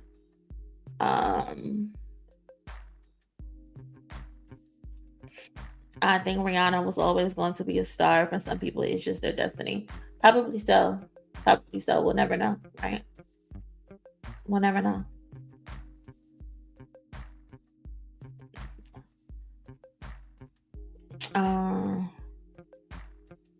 What else I got going on here? Hold on, let me close that out. Time to talk about Lil Wayne, his crybaby ass for a second. Hold on, let me see if I can zoom in. Lil Wayne is crying again, y'all. Unfortunately. He just don't learn. He really don't. I don't get what's going on. But it seems like Lil Wayne is upset with Jay-Z again. That's the question some fans are asking. Like, is Lil Wayne upset with Jay-Z again? Because the rapper posted some cryptic tweets on X. And it came shortly after Jay-Z's 30 celebration weekend, right? So the first tweet came on July 12th when Wayne wrote, "What's understood ain't gotta be explained. I get it, you got it, but we had it. That's what I get for thinking." So at first I thought maybe this is some lyrics or some shit that he got going on. I googled it, but nothing came up. There was a similar lyric that did pop up, but it's not any lyrics to any of his songs. And so people started saying like Wayne is upset, he's complaining again. They saying he is crying again because Jay didn't bring him out. Ain't you on your own tour? Someone said I will start reporting this account.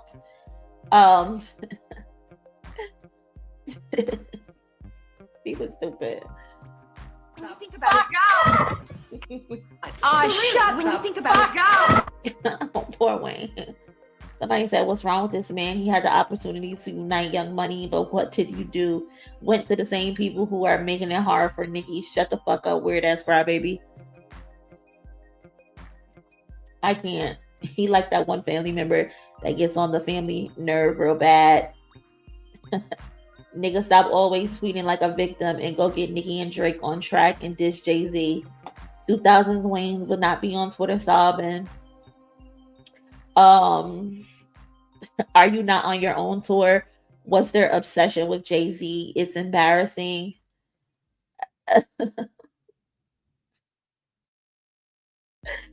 Somebody said, oh, brother. He's either pissed off at Jay-Z for bringing Eminem out and not calling him, or he's pissed at Eminem for accepting to go out on stage with Jay-Z. It's one of them. This girl said, what's wrong, baby?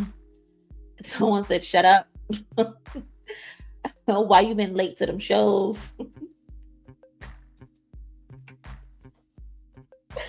They don't gotta be like this. They going in. I can't. Told the man to shut the fuck up. And also another thing that I thought maybe is that he was probably crying over, you know, his girlfriend, his fiance, his 24-year-old fiance. Because they did, you know, just break up. So I thought maybe that could be it. But the majority of people think he's talking about Jay-Z. So somebody said, I hope you're not sad about J30 concert because you can't even make your concert dates on time. This nigga stay bitching and crying. Nigga, you Lil Wayne, shake back, bitch. What? I can't. This is a mess. But yeah, a lot of people think he's talking about Jay-Z. And then he posted again on the 14th, the crying, the heartbreak emoji. Now, before we go any further, like, let's be clear. Wayne never mentioned Jay-Z by name. He never, you know, referenced the Jay-Z 30 celebration or anyone who attended it. So as of right now, like, there's no evidence that these tweets are about Jay-Z. However, the timing is what I think has people like off, and they're connecting the dots because, like I said, over the weekend, Jay-Z celebrated his legendary catalog with which many are calling, like, you know, one of the greatest hip-hop events in recent memory. Especially, I think the last big concert that we all like were happy about was the pop out. And the weekend featured appearances from Beyonce, you know, Rihanna, Nas, Eminem, Slick Rick, Jadakiss, Young Jeezy, Pharrell, The Clips, and, you know, several other people. And people were saying like Lil Wayne was missing because Lil Wayne does have songs with Jay-Z. But it's like, who said he had to be there? You know? Like, why do y'all think he had to be there? Like, artists are not entitled to invitations, especially not fucking Lil Wayne after the year he has had and all of the allegations coming from that camp. You know what I mean? Like, why do y'all think he would invite Lil Wayne anywhere? Why? He not entitled. And plus, not everybody can be included in every event. And I think this is standing out because Lil Wayne has a pattern. He has a pattern. I think over the last 2 years, especially, Wayne has repeatedly taken to the internet after major industry moments to express disappointment about feeling quote unquote overlooked. And I think the biggest example that we all can agree came from the 2025 Super Bowl, where he believed that he should have been the one headlining the Super Bowl over Kendrick Lamar, despite Kendrick Lamar having a phenomenal year, coming off a phenomenal tour that was very successful, the highest grossing hip hop tour in history at the time, of the Mr. Morale tour. Then he had the situation with Drake where he smoked his boot. So Kendrick Lamar was the perfect fit. Plus, Kendrick Lamar had already was a part of a Super Bowl that was majorly successful, won Emmys. So why wouldn't they pick him? Lil Wayne thought the NFL should have selected him. And then Lil Wayne was like, oh, he was hurt by the decision and that he wish he never got his hopes up, blah, blah, blah. Crybaby, crybaby, crybaby, crybaby, fucking crybaby. But that's not the only time. There's been other moments. Wayne has gone on Twitter and publicly questioned why he's not invited to certain award shows, as if people hasn't come out and said that when you were invited to an award show with the God did performance, you didn't even show up to rehearsals. You did not even show up to rehearsals for the Grammys. But now you want to be on the internet asking why you're not being invited to certain award shows. That's why people talk. People are not going to work with people who are hard to work with. Nobody wants to work with a person who's not going to show up on time, who's going to be late. That's not who people want to work with. No. Not how it goes. Absolutely not. And then he got on the internet again and was saying how he was frustrated over not getting festival bookings. Lil Wayne, that's a problem with your managers that you have to take that up with. And he did that the night that the Clips headlined one of the stages at Coachella. So again, like I said, there's a repeated pattern of Lil Wayne acting out every time a rapper does something notable. Kendrick gets the Super Bowl. Lil Wayne get on the internet talking about his feelings were hurt. Rapper gets a Grammy. A rapper performs at the Grammys. Lil Wayne gets on the internet talking about why he's never invited. A rapper headlines Coachella. You get on the internet again complaining about you not being invited to do festivals. There's a repeat thing going on. So I understand, even though he did not mention anything about Jay-Z, it makes sense why people automatically thought these tweets were about Jay-Z, because this tweet came literally at 2:04 a.m. the day of one of Jay-Z's shows. You know what I mean? Like, you gotta stop, Wayne. You have to stop this. It's not a good look. It really is not. Because when you put all those moments together, it's easy to understand why some fans see the pattern. It keeps happening. Again, that don't automatically mean those tweets are about Jay-Z. It absolutely does not mean that. For all we know, again, Wayne could be talking about something completely unrelated. It could be something personal.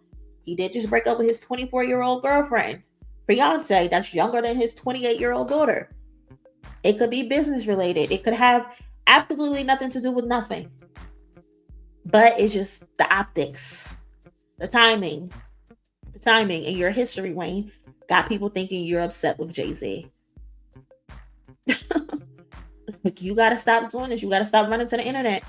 Put that shit in your music, Wayne. If you really upset, put that shit in your music.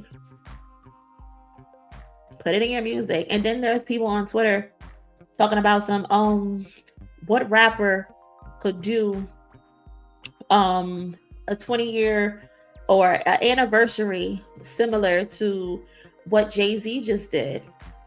The 30-year, the 25-year concert. And people are like, oh, Lil Wayne could do it. This tweet went viral. Hold on, here it is. Mind you, there's somebody I already have blocked. But this person said, Jay-Z concerts got me thinking of the possibility of other big hip-hop artists doing something similar. Like, imagine if Lil Wayne had Carter 2 and 3 anniversary shows, followed up by a feature/mixtape show in New Orleans. The pandemonium would probably be crazier than Jay's. This last line, y'all live in a state of fucking delusion. Yeah, I really do.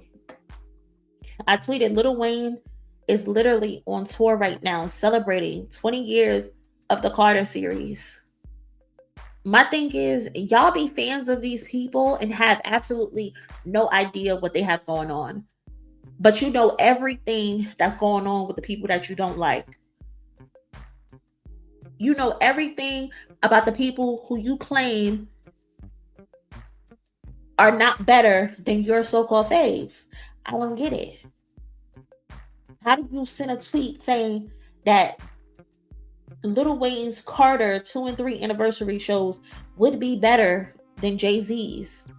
Meanwhile, Lil Wayne is literally on tour doing that right now. He is on a 20-year anniversary tour right now, and y'all don't even know. The ticket sales prove y'all don't even know, because y'all not even showing up to the shows. Lil Wayne isn't even showing up to the shows. Lil Wayne had his first tour date. Lil Wayne didn't even show up to the first tour date. Had 2 Chainz out there performing for absolutely no reason. The first night, 2 Chainz is on stage performing. He gets off stage and they like, oh, Lil Wayne ain't coming, go home. What? This motherfucker done went to the fucking Hamptons and he's performing for fucking Michael Rubin. That's how much he give a fuck about y'all. He don't even respect y'all to the point that he said, fuck the first night of my 20-year anniversary tour. I'm gonna go perform for these white folks at the Hamptons. That's how much he value and respect y'all. He don't even give a fuck about his own 20-year anniversary series.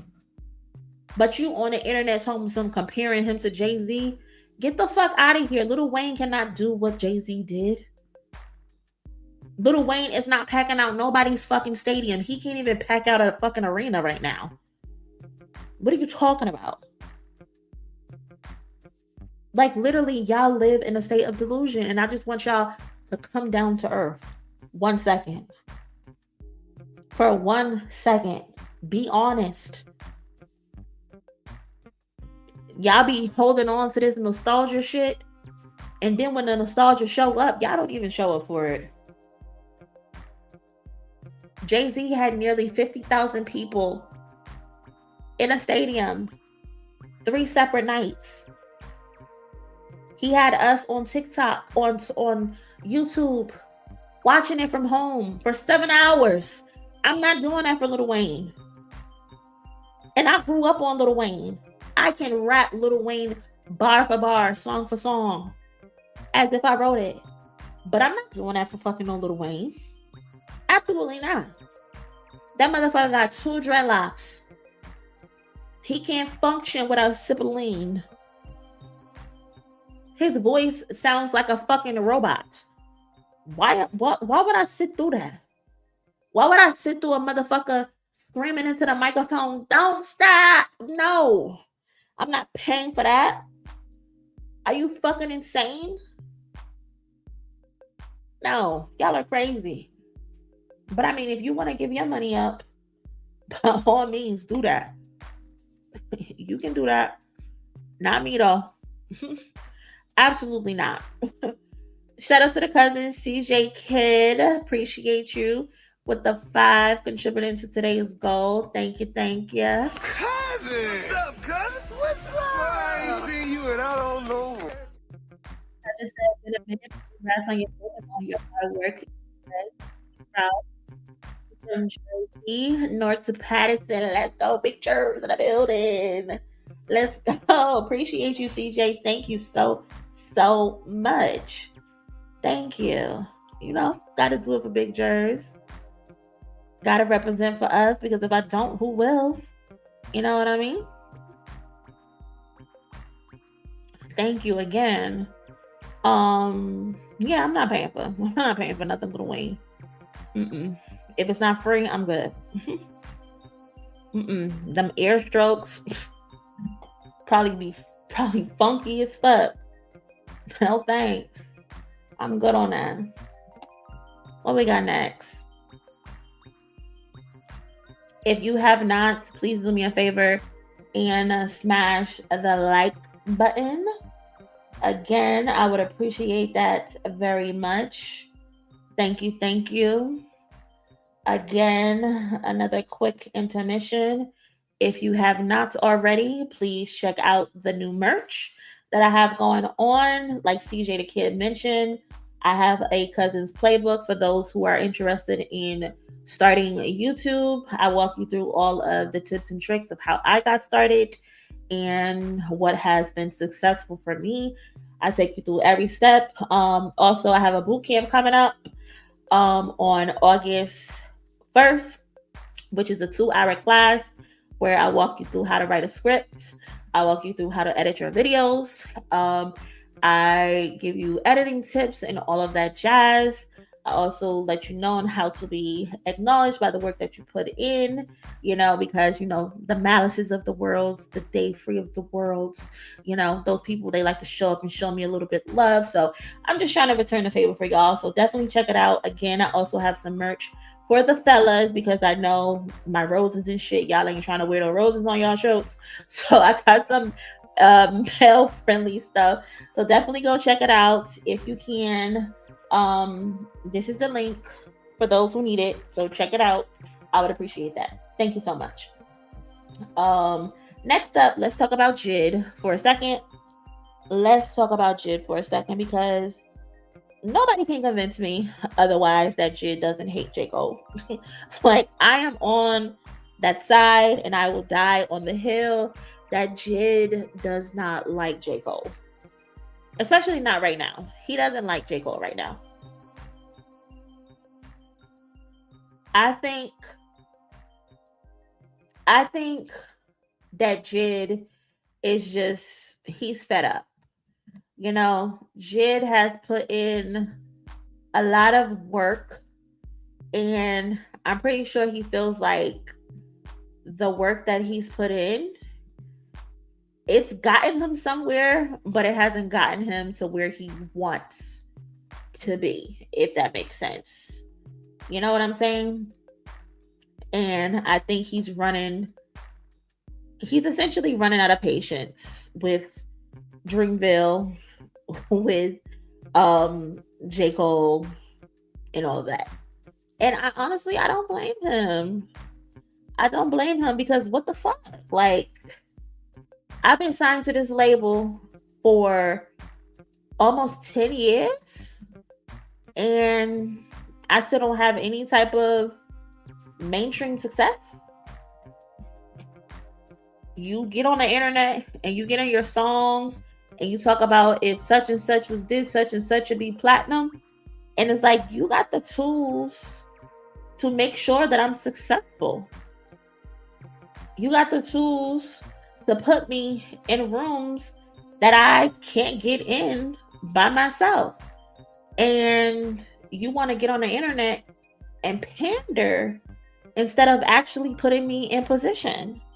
So what happened is NFL podcast, fuck them, but shout out to NFL broadcast. JID explains why he didn't step up to defend J. Cole during the Big 3 rap beef. I'm not sure who this was a conversation with. I don't know who the fuck Gio is. But he said, we're all men. We're not jumping nobody. Everybody's capable. I'm building something on my own. I'm not trying to piggyback off anything anybody else did. Now, I feel that, right? I definitely feel that. But I feel like JID as of late, can I say he's formed or he's disgruntled? He comes off disgruntled, especially because after J. Cole said what he said on the Blizzard mixtape, and then Jay got on the internet, was talking about that shit was whack. And he was saying like he's overly what did he say? He's popular. I don't know. I don't remember what he said, but basically he was against what J. Cole said on the mixtape. And now this about him not defending J. Cole because he said niggas can get to it on their own. And I 100% believe that. But I think before, Jake used to speak more positively about J. Cole. Like even his Joe Budden interview, when he talked about J. Cole, he spoke about him in a positive light. He was excited. He said that they had songs together. They got Smokers together that's supposed to come out. And it's just like those things never actually come out. Yeah, overly platinum is what he said. Thank you, Nikki. Shout out to Nikki. So I just feel like he's just over it. Honestly. I can tell Kendrick wants Keem to be greater than him. Did Cole ever view JID in that light? Probably not. I can't recall. Anytime, like you said, anytime you hear of Kendrick talking about Baby Keem, like he's calling him a genius. He's saying like he's the best. He's instilling in Baby Keem that he's the greatest, you know? And that's the type of leadership you need when you have someone who's going to take the flag from you eventually, and they're going to be the one standing at the top of the mountain waving that shit. And it's like J. Cole doesn't want to pass that flag to JID, and it just doesn't. I just can't understand why. Why wouldn't you pass the flag to fucking JID? Like, he's talented. You know, he has good albums. He could have the look, the appearance. It's like J. Cole still want to be in the front. I don't know. I don't get it. J just comes off very disgruntled lately. And it's like, can you really blame him?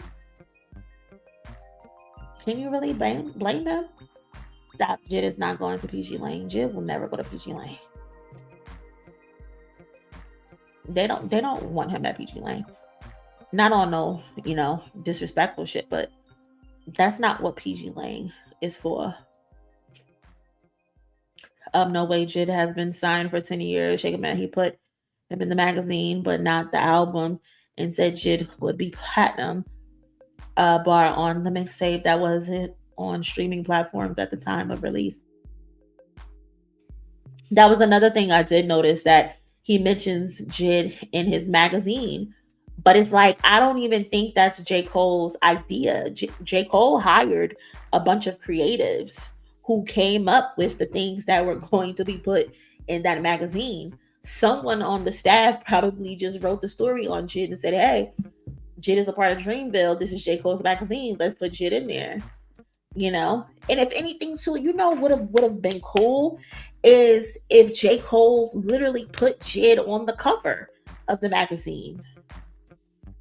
That would have been very cool of him. But he put himself on the magazine cover instead.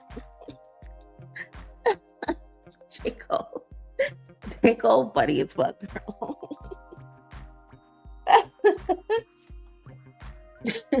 that would have been perfect if he put JID on the front cover. That could have been his passing of the torch moment. But no. J. Cole do not fuck with JID, bro.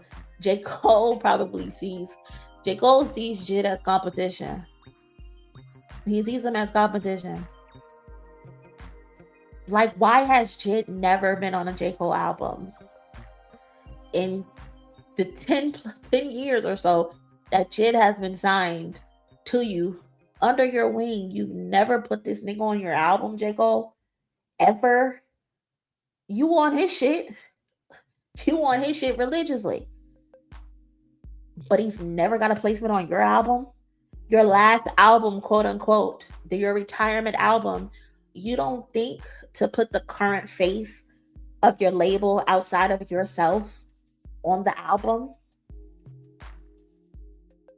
Jay-Z did it with Memphis Bleak. Kendrick Lamar did it with Baby Keem. Baby Keem is all over Mr. Morale and the Big Steppers. All over it. Baby Keem got his own fucking interlude where he's rapping his ass off.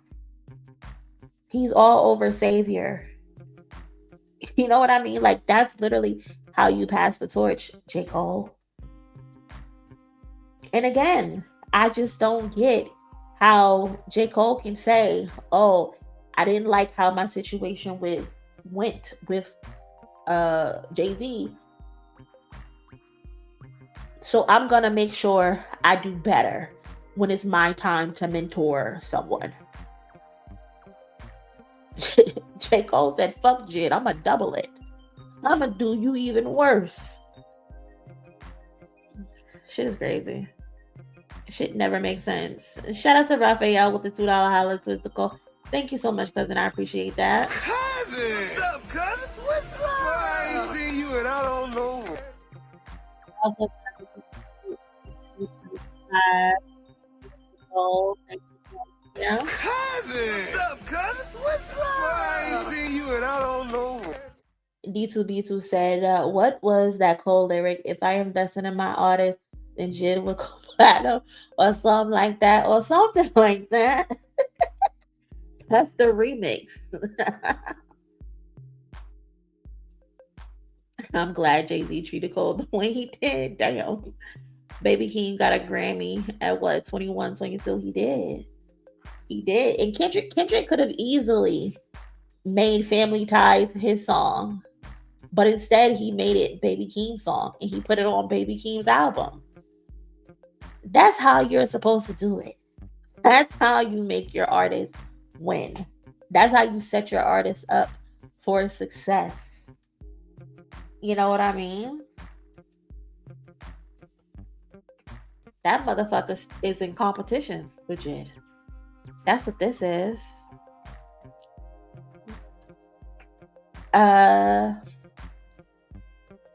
Kay said, you know, Kendrick loves Keem because he never overshadows him on a record, and we all know that watching people on their own songs is Kendrick's favorite activity. That's a fact as well. That's a fact as well. And too, during award season, Kendrick makes sure to stay in the shadows during award season. Kendrick could have easily showed up to the BET Awards. You know? He could have easily showed up to the BET Awards, performed with him, took on the spotlight. But no, that's Baby Keem's moment. That's why Dave Free showed up with Baby Keem. Because it's Baby Keem's season right now. It's Baby Keem's time. We are focused on Baby Keem. This is not no competition thing where we're both going to be outside at the same time. Could you imagine if Kendrick actually showed up to the BET Awards? All the attention that would have taken away from everybody in the fucking room. Not even just Baby Keem, but everybody in the room. Kendrick knows his reach. And he knows not to step on his own artist. J. Cole don't be doing that. J. Cole gonna be the one to get the attention. And I can understand if JID is disgruntled. And I can understand why he now doesn't want to get in the mix. Because I swear to God, I feel like I remember JID saying something about him, you know, having an interest listening to the battles. I think I remember him saying that. I'm not going to go on record and say I 100% that's a fact of what he said, because I can't really remember, but I feel like he said that. I honestly feel like he said that. So now to see him saying like niggas can hold their own is just very interesting to me, especially with everything that has played out the way it has played out.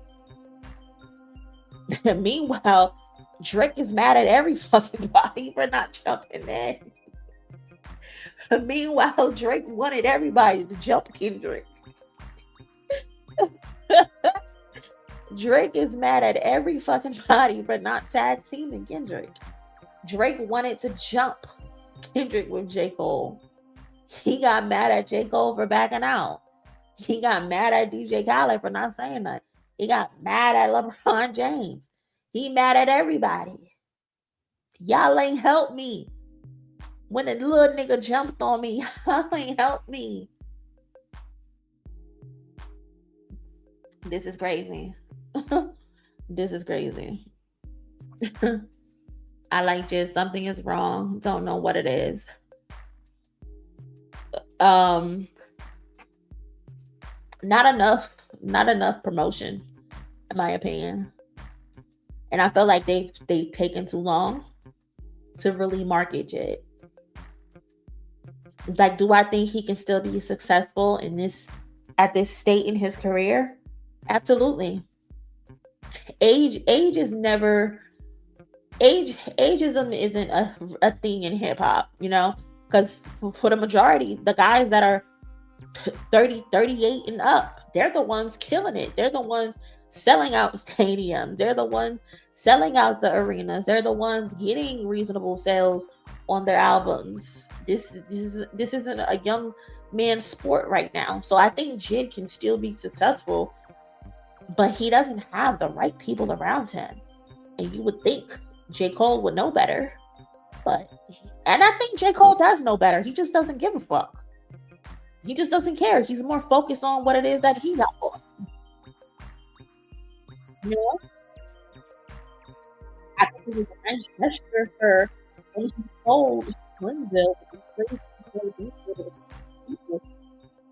ended up giving everybody a check. I think that's phenomenal. I think that's the least he could have done, because he hasn't done shit else for them. You know? But hey, it is what it is. I wish JID well. I think JID is very talented. He can rap his ass off. It's just that he don't got the right marketing. I think if he invested in upgrading his team, maybe that could help him. I don't know. He needs to work with different producers as well or something. I don't know. JID from Atlanta, and nobody really knows. There's no reason why JID is not as popular as a Young Thug, a 21 Savage, and them from Atlanta. Like, just think about that. Them niggas over there are popular. Meanwhile, JID, it's like few people know that he's from Atlanta. But JID has the skills to be the face of Atlanta right now. I don't know though. It is what it is. We don't play that over there at PG Lane though. Come to Death Row. Kind of PG Lane, fool.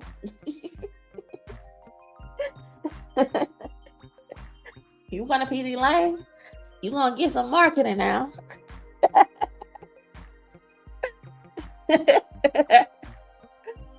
JID, poor JID. I feel bad for him, low-key. I low-key feel bad for him. Shout out to D2B2 with the 5. Appreciate you, cousin. Thank you. Cousin! What's up, cousin? What's up? I ain't seen you and I don't know. D2B2 said the issue with JID is that the Fediverse story probably should have been his debut album. Then there's the lack of promotion. Yeah. Middle finger to Cole. Yeah. That should have been an album that should have been heavily promoted. Heavily. Go to TD East. Do you believe in God? If you believe in God, believe in TD East. You know? Shit. Well, shit, he might, cause him and Joey Badass, they cool. Remember, Joey jumped out the window for him. Him and JID is real tight. So I'm 1000% sure that they have had conversations. Joey did not jump on the internet and say those things that he said about JID for no reason. When he got on the internet and said, why haven't JID been on a J. Cole record? Because he would overly understand the assignment. That tells me that JID has been bumping his lips about Cole to Joey Badass. That 100% tells me that they have been having conversations behind the scenes, and JID has been airing out his frustration. 100%.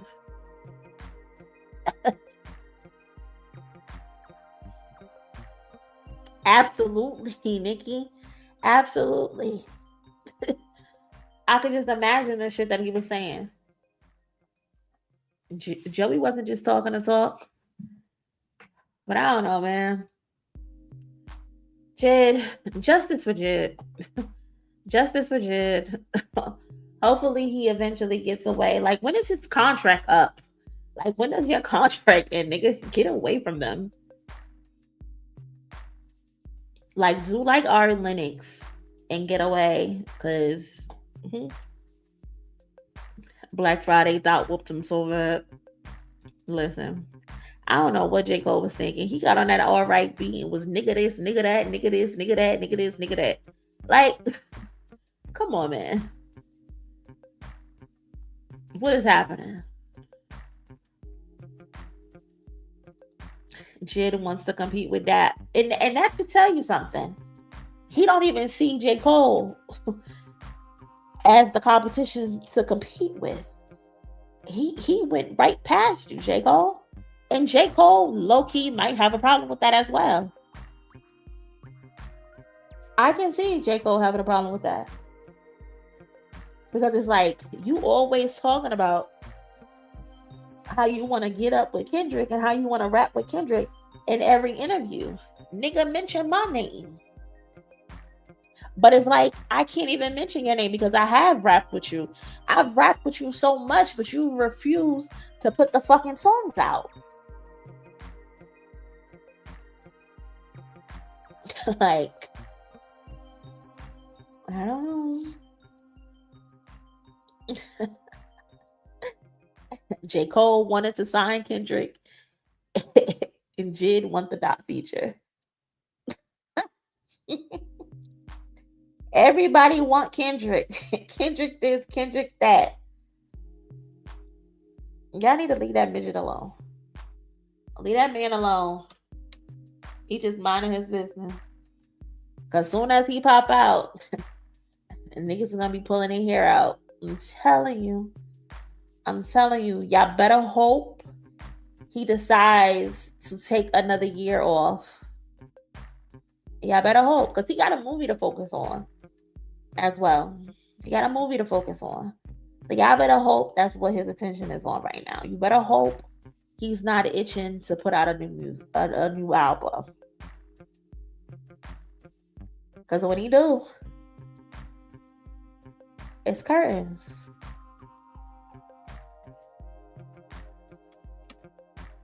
It's really curtains. Shit crazy. Shout out to the cousin Tania. Appreciate you with the 10. Thank you. Cousin! What's up, cousin? What's up? I ain't seen you and I don't know. My cousin said, I was listening to Black Friday today and I thought the same, ninja this, ninja that. Like, why would you get on that record and do that? No, especially knowing what the record stands for. You know what I mean? The significance. Well, that wasn't what it was initially for, but what it became, the power behind that record, and then you get on it and you just bullshitting your way through it. You done said 50 niggas in 2 minutes, more than Drake. I don't know what it is with the mulattoes, but they gotta get it together. The way they weaponize and use that ninja word, it's like they've never used it before. J. Cole just awkward at time. He don't know how to read the room. We getting at least a feature of 2 in 2026. You think so? It's enough when he does features. I know I go crazy. 2 most feared words Kendrick dropped. Listen. Time freezes. Trying to prove that they're black. And it's just so cringy to me because it's like the way that they try to prove that they're black is them using like some of the worst stereotypes that others use as a reference to what being black is. Like, why don't you pick better things? Like, why don't you pick being educated? Why don't you pick being for your people, for your community? Why is it the most degenerate shit ever? You know what I mean? Like with Drake, it's cosplaying being a gangster. It's cosplaying being this mob boss, this thug. Like, why it ain't you cosplaying being a fucking lawyer or some shit? Like, you guys pick the worst things that you believe represents what the black experience is, and it just blows my mind that some people just don't notice it. Why don't you pick getting a haircut? And my thing is, J. Cole doesn't even have to get a haircut. Just wash the shit and get a retwist. Like, you can keep your locks. Just get your hair done. Or something. Even when Jay-Z had his wigs, you can still see that he had regular maintenance. That shit just looked funky as fuck, J. Cole. You know? Like, I don't know. It's just weird to me. It just doesn't make sense to me. And speaking of the other mulatto, because we thought he was doing the World Cup, the FIFA World Cup. Remember when Maul said that? Remember when Maul told us he was doing the World Cup? Hold on. Let me see. He has the number one Drake is doing the World Cup. He has the number one Drake is doing the World Cup. Drake is doing the World Cup. Maul was in the middle of some interview. I don't know who those people were that he was interviewing with, but he swore up and down that the World Cup is bigger than the Super Bowl and that Drake was coming to one-up Kendrick Lamar's Super Bowl performance and the record that he broke. And he went on record and said that Drake is going to perform at the World Cup. It has now been revealed that Drake is absolutely not doing the World Cup. And in fact, he was never considered in the running to do the World Cup. I know the head of the World Cup was playing into narratives just for shits and giggles, you know, publicity and all of that shit, but Aubrey was never an option. He was never an option. In fact, they decided to go with Justin Bieber. Justin Bieber is actually doing the halftime show for the World Cup, and some other people. Post Malone is doing the closing ceremony for the World Cup. So unless Post Malone is cosplaying Drake, Drake won't be on that stage. So what the fuck was Maul talking about when he was in that interview? What happened? It is such a shame how people like Maul and other platforms can have legit platforms and people still show up to listen to them every other day when they continue to lie to the public. Like, these people continue to lie to y'all. Rory told us that there was supposed to be a Radio Rico and this was going to benefit Drake, that is going to shut the industry down. Maul told us that UMG was going to pay Drake billions of dollars for this lawsuit. Told us he's going to be doing the World Cup. Just for it all to be a lie. Why? I don't understand why y'all continue to allow these people to lie to y'all. And when I say y'all, I'm not talking about my cousins, because my cousins aren't stupid. I'm talking to you niggas who are probably gonna click on this video when I clip it and upload it, and you're gonna come over here and come just to hear what I gotta say, and then you're complain and cry like bitches in the comments.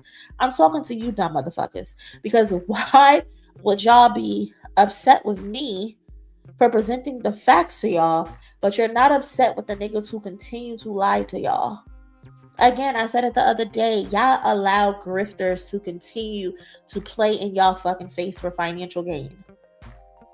Maul has consistently lied to y'all. Rory has consistently lied to y'all. Academics has consistently lied to y'all. The other Canadian, the one that be playing with his nose and be sniffing that shit, consistently lied to y'all. Made one of the worst videos ever known to me and about Drake, and now y'all put money in his pockets.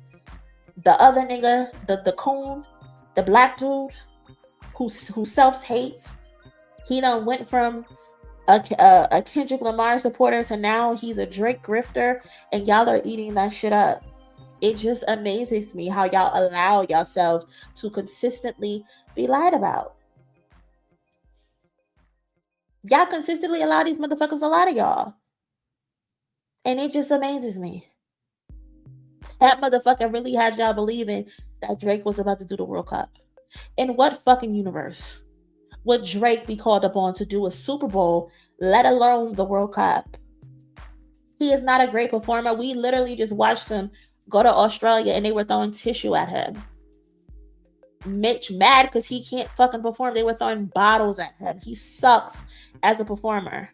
And you think he was going to get on stage at the World Cup and put on a great show? Again, y'all live in a world of fucking delusion. He is not that. He is not that. And I just want y'all to come back down to earth. Please. Shout out to Post Malone. But he also sucks as well. I don't know why he's headlining either. He fucking sucks too. He can't even fucking fill a fucking stadium. He's another one. He's another fucking one. He is all smoke and mirrors. Those numbers are not real. Those numbers are not real. They're not showing up to see his ass either. But I digress.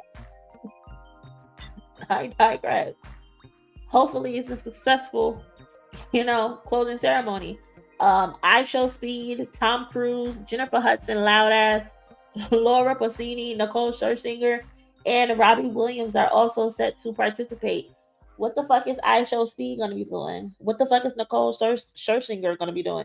Ain't that the Pussycat Doll girl? I don't know. I don't know. I don't know. This shit is crazy.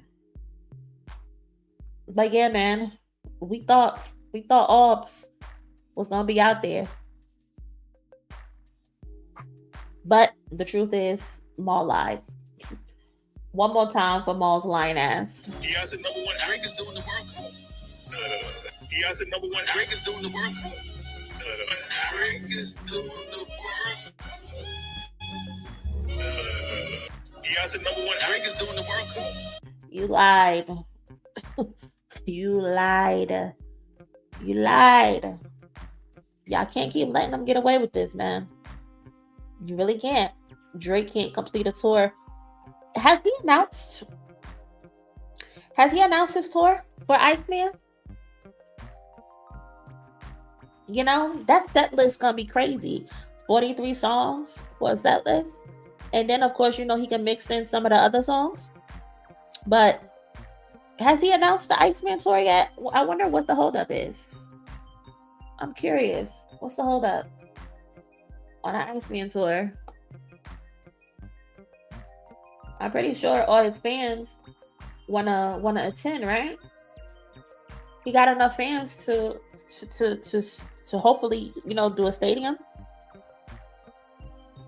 He should be doing a stadium, right? I mean, hey, even J. Cole got 1 or 2 stadium dates in. Aubrey, you should book your tour. It's interesting.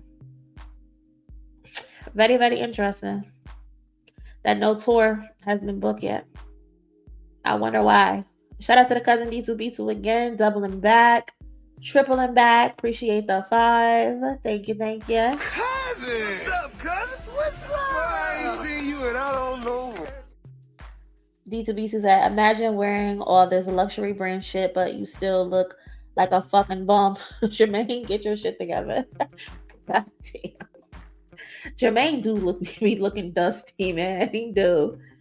I just be like, you know, maybe that's just the look that he want to go for. I get it, whatever floats your boat. But even if you want to wear like, you know, baggy shit, oversized shit, you don't gotta look dirty doing it. Shout out to the girl Demi. Appreciate you, cousin. What's up, cousin? What's up? I ain't seen you and I don't know. Shout out to Demi with her 10. You're cracking me up, Monie. I'm glad I can. If you are also being cracked up, make sure you smash the like button. Show me that I'm entertaining you thoroughly. Let me know. I would appreciate that. Shout out to my girl. Twas the goal. $2 holla. Another one. 3 the hallway. Shout out to my girl. Appreciate you, cousin. Cousin! What's up, cousin? What's up? I ain't seen you and I don't know. 3 times. What's up, cousin? What's up? I ain't seen you and I don't know. Cousin! One more. What's up, cousin? What's up? I ain't seen you and I don't know. Appreciate you, cousin. Thank you. Hold up. One more. I don't know. I just felt like shooting some shit. I'm sorry. I just had to do it. There was literally no reason for me to do that, but I just wanted to do it. Naomi said, I thought I liked Janet Shut the Fuck Up, then try listen again. Well, isn't Janet Shut the Fuck Up and what's the other song? Shebang? Is that the one?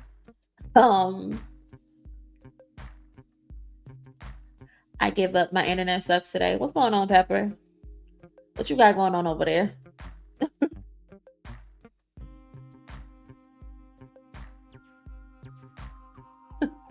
Everybody that went on tour except Drake. And that's a fact. That's a fact. Everybody has gone on tour except for Drake. And that's just so funny to me. The biggest, the most streamed artist in the world hasn't gone on tour yet. But everybody else did. And when he did go on tour, the Anita Max Me tour, he didn't sell it out. He ends up canceling a bunch of dates. The tickets are like $23 a pop. It's the shit's not adding up, man. The math is not mathing with Aubrey. And it's just funny because it's like his fans don't see it. And it's like they do see it, but they pretend that they don't see it. And that's just crazy to me. Shout out to Raphael for doubling back with the 5. Tripling back, actually. Appreciate you, cousin. Thank you. Cousin! What's up, cousin? What's up? I ain't seen you and I don't know. Shit is crazy. It's just amazing how they hold everyone else to different standards. But when it's time to talk about their fame, it's like, oh, we thought y'all didn't care about the numbers. We thought y'all didn't care about... Shut your bitch ass up. Shut your bitch ass up. We do not care. We actually don't care, but we're going to laugh at y'all because y'all care about it. Because y'all like throwing that shit in people's face. So we're going to remind you of the shit that you've said and the things that you've done. Don't come talking to me about tours this and numbers that. I don't want to hear no streaming talk from you motherfuckers who are in multiple lawsuits. Y'all are currently being accused of laundering money to boost your streams. Y'all are being accused of having activity that is boosted from thousands of VPNs all across the fucking world. Y'all are being accused of having data that shows music is being played in all of these areas at the same time, and then they're all stopping at the same time. No, you're not going to get no tins from me about no fucking streams, especially when it's time to put asses in seats. Nobody's showing up. You can't fill a fucking boardroom. No. If you want to have a conversation with me, talk to me about putting asses in seats. You want to have a conversation with me? Talk to me about vinyl sales. Jay-Z is literally the #1 artist in vinyl sales this week. And his fans want to be laughing at Jay-Z. Told me something. Oh, he only did 13K in pure sales. You're laughing? No way you're laughing when your favorite just put out an album and his pure sales was only 13K. There's no way you're laughing at a man putting out an album doing 30K in pure sales off of an album that's 30 years old when your fave just put out a brand new album and he couldn't even crack 13K in pure sales, but he's supposed to be the biggest artist in the world. You stupid bitch. I'm tired of you lying. I'm tired of you motherfuckers lying. We're not playing this game anymore. I'm not playing this game with y'all. I promise I'm not. I promise. I'm not. Nope. Nope. Not doing it. So I'm just gonna ignore y'all. Shout out to my girls PT. Appreciate you for the goal. Thank you so much. Cousin! What's up, cousin? What's up? I ain't seen you and I don't know. No. Also, shout out to my girl, Miss Coffee. Abel has been on tour for 2 years, which is crazy. Shout out to Miss Coffee with the $2 holla. Cousin! What's up, cousin? What's up? I ain't seen you and I don't know. Dang, 2 years on tour is crazy. For real. But that's where the money at, you know? That's where the money at. The thing with Abel is that a lot of people really don't want to talk about is Abel's in a shitty contract as well. Abel is in a shitty contract as well, and he's making most of his money from those tours. Truth be told. That motherfucker is on like his 800th show. Like, that's crazy. That's crazy. But hey, if he's happy, by all means, continue to do your thing. Continue to do your thing. But touring for 2 years straight is diabolical. Nope.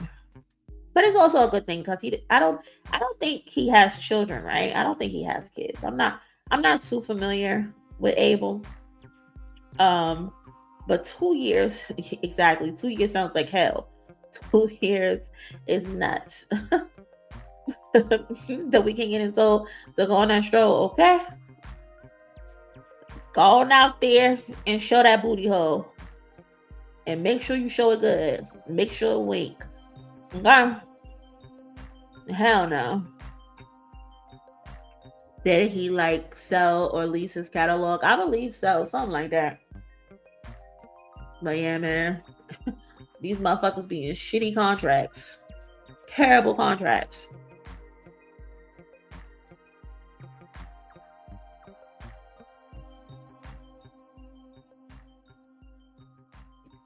I don't follow the weekend like that. Is he doing stadiums? Yes.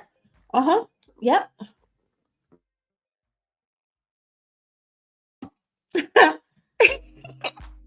Yeah, the weekend is doing stadiums. He up there putting on a good performance. Okay. Great performance.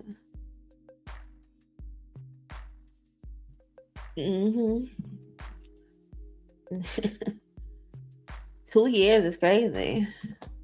2 years is wild. Hold on.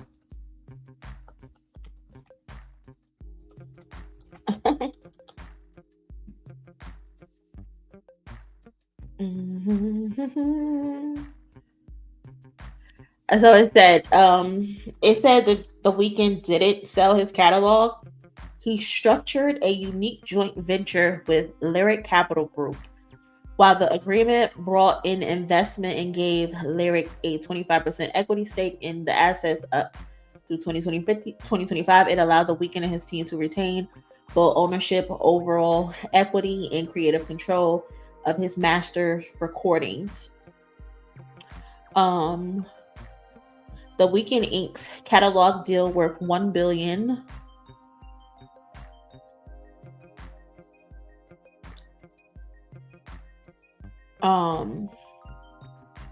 Yeah, and this was in January.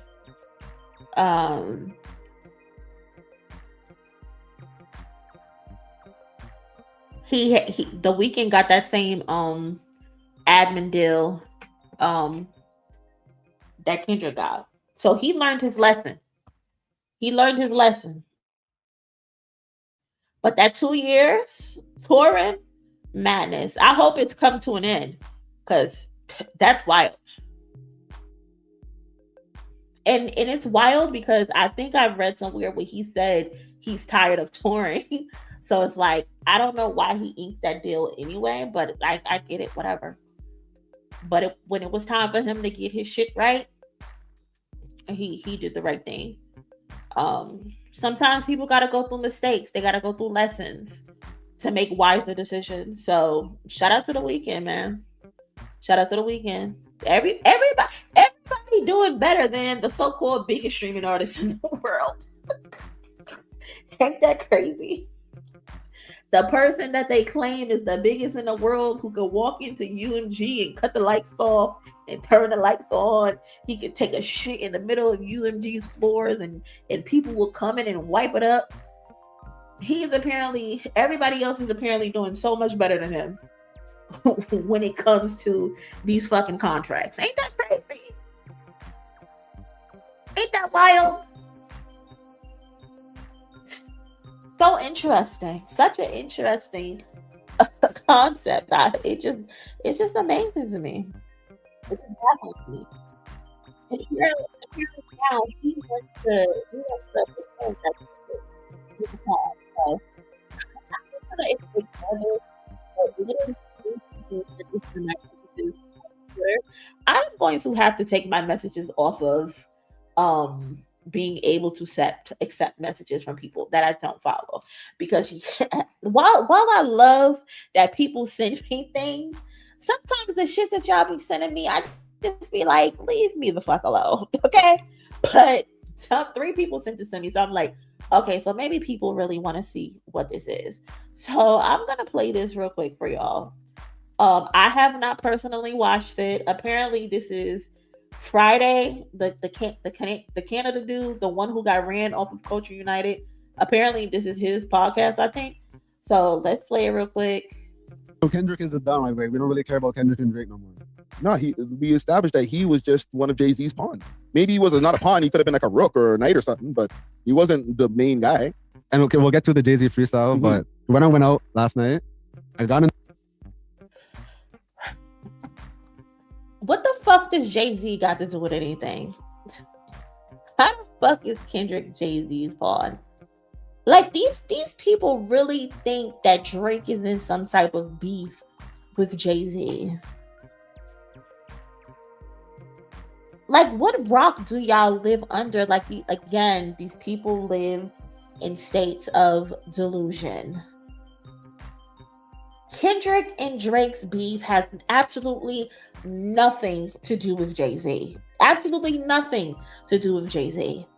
They want to keep looping this man into some bullshit that ain't got nothing to do with him.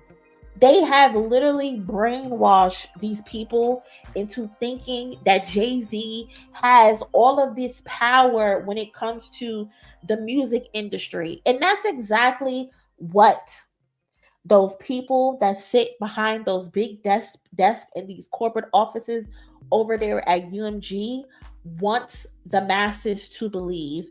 These motherfuckers actually hate Jay-Z. Jay-Z is the person. Okay, let's break this down. UMG, all these other labels, they are record labels. They want to sign you motherfuckers. They want to put you in contracts. They want you to have you in contracts to the point where you are selling your soul to them. They want to be able to make money off of you until you die, and then even after you die. So they sign y'all to these fucked up contracts, and then they own you for the rest of your life. Hey, Aubrey. Hey, you signed one of those contracts. You should have listened to Pimp a Butterfly. But anyway, this is what they do. These are the people in charge. But somehow they want us to believe that Jay-Z is the one sitting at the table when Jay-Z isn't a part of any fucking thing. Jay-Z has Roc Nation and Roc Nation only. Jay-Z has been telling you dumb motherfuckers for years not to sign contracts to these motherfucking labels. He has been telling y'all that. And what y'all dumbasses do, you go ahead and you sign the fucking contracts anyway. Whenever these motherfuckers get into trouble, Lil Wayne, when you can't pay your fucking taxes and you have to go and sell Nicki Minaj's and Drake's catalog and Tyga's catalog for fucking 2 Slim Jims in a lean cup, who the fuck did you run to? You couldn't run to the people over there at UMG or wherever fucking label you were signed to because they don't give a fuck about you. They don't give a fuck about you. They were willing to send your dumb ass to jail. And who did you run to? You ran to Jay-Z. And he paid your fucking taxes. He made sure you stayed out of jail. When DMX owed all that fucking money to Def Jam or wherever the fucking label he was signed to, who footed the bill? Jay-Z. Because those motherfuckers were willing to send y'all through the fucking ringer. Whenever these artists get into an issue, who the fuck do they run to? Jay-Z. And you think these label heads aren't upset about that? You think they're not trying to do something to get Jay-Z out the way? Because he's telling y'all to do better and to be better. We're living in a new generation where you do not need a record deal to be able to be successful. You think he's not a fucking target? And then you have people like DJ Academics who's being paid by these labels to push these narratives that Jay-Z and Roc Nation is evil, but y'all dumb black asses don't even realize that y'all are being played against your own people. Like, use common sense. And now you have another fucking idiot right here from Canada who probably doesn't know his left foot from his fucking right foot, who got ran off of Culture United because he can't put 2 coherent fucking sentences together. And then he gets back on his platform and pops shit, and now he's talking about, oh, Kendrick is nothing but Jay-Z's pawn. Jay-Z don't got shit to do with the fact that fucking Kendrick Lamar don't like Drake. These motherfuckers have been beefing for a fucking decade. I told y'all before, Kendrick would have got this motherfucker out of here years ago if Top Dog wasn't saving his ass. You motherfuckers should be lucky Top Dog had Kendrick Lamar on a leash. Because it was about the business. It was about building the brand up, building TDE into a powerhouse. That's what this shit was about. Because he would have killed that nigga a long fucking time ago. You think that freestyle was for no reason? That was just a little taste of what the fuck he could have done to him. This shit ain't got nothing to do with no fucking Jay-Z. This is about Aubrey and Drake. They have been trading shots for a fucking decade. Y'all need to get that shit through y'all mind. And Drake, you know that too. But you still want to be playing these fucking internet games. The internet games was got your ass whooped the last time. When will you learn your lesson, Aubrey? Stop playing these fucking internet games. It got your ass beat the last time. How many more lessons do you want to fucking learn? Leave that man alone. Leave him alone. Why do you keep trying to poke the bear? Why do you keep trying to have these narratives pushed? You fucking lost because you fucking lost. It's that simple. That ass whooping had nothing to do with Jay-Z. That ass whooping had everything to do with Kendrick Lamar because he had years of frustration built up of wanting to beat your ass before. And he finally got the chance to do it because Top Dog can't save your life no more, nigga. You should be on the internet saying thank you, Top Dog.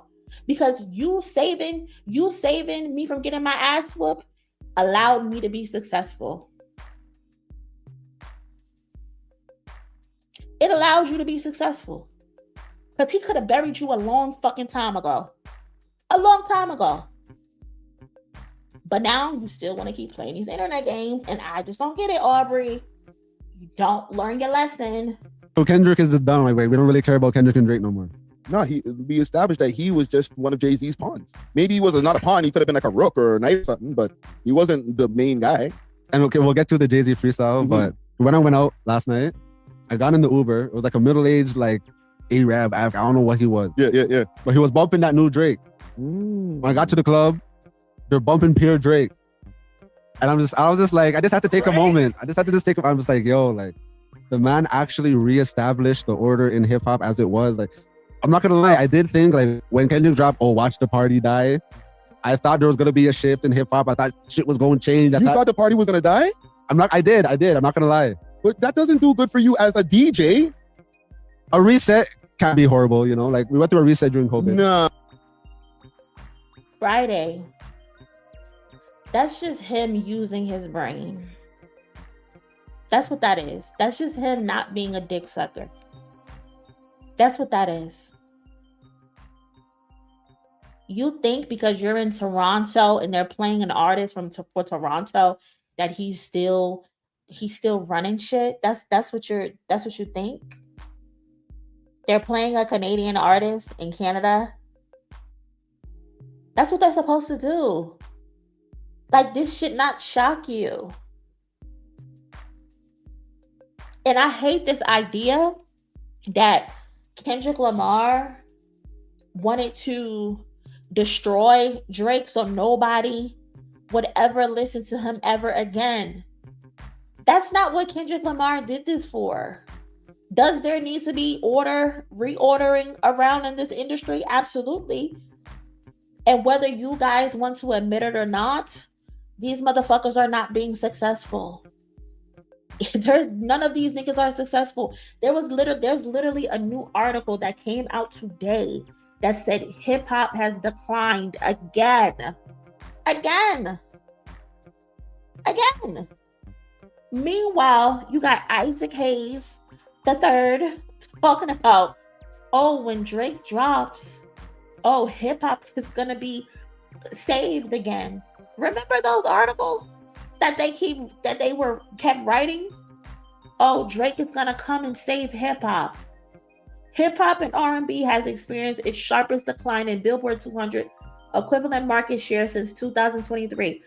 Why every time this motherfucker drops an album, hip hop declines? Can somebody answer that for me? Whenever this nigga is outside, hip hop experiences a decline. This is the proof. Literally, the same shit happened in 2023. When this motherfucker was outside, hip hop declined again. Why every time he's outside, hip hop is unsuccessful? But y'all want us to believe that he's saving hip hop. The math does not add up. It does not add up. It just doesn't add up. Every time there's a decline. When this nigga puts out an album, how the fuck did hip hop decline again when Aubrey put out 3 albums? He put out 2 hip hop albums and he put out an R&B album. 43 songs. And that's not even counting the songs that he put out before the album even dropped. This is crazy. The math just don't be adding up. It just don't add up. When Kendrick Lamar came outside, hip hop experienced an increase. Hip hop increased. Hip hop had its best showing on the charts. Hip hop had a #1 song in the country for 13 weeks. Not Like Us went #1 again. Squabble Up went #1. I'm not understanding what's happening. How every time this nigga Aubrey, the most streamed artist in the rapper in the world, every time he drops an album, hip hop declines. But he's supposed to be the one to save hip hop, according to Isaac Hayes' son, according to some other nigga that be on YouTube. All of these think pieces, all of these TikToks, Maul and Rory, all of these other pages are telling us that Drake is coming to save hip hop. And according to the data, this isn't true. Hip hop is actually declining. Hip hop is actually hurting. Kendrick, we need you. Hip hop savior. Come on outside, motherfucker. They can't do shit without you.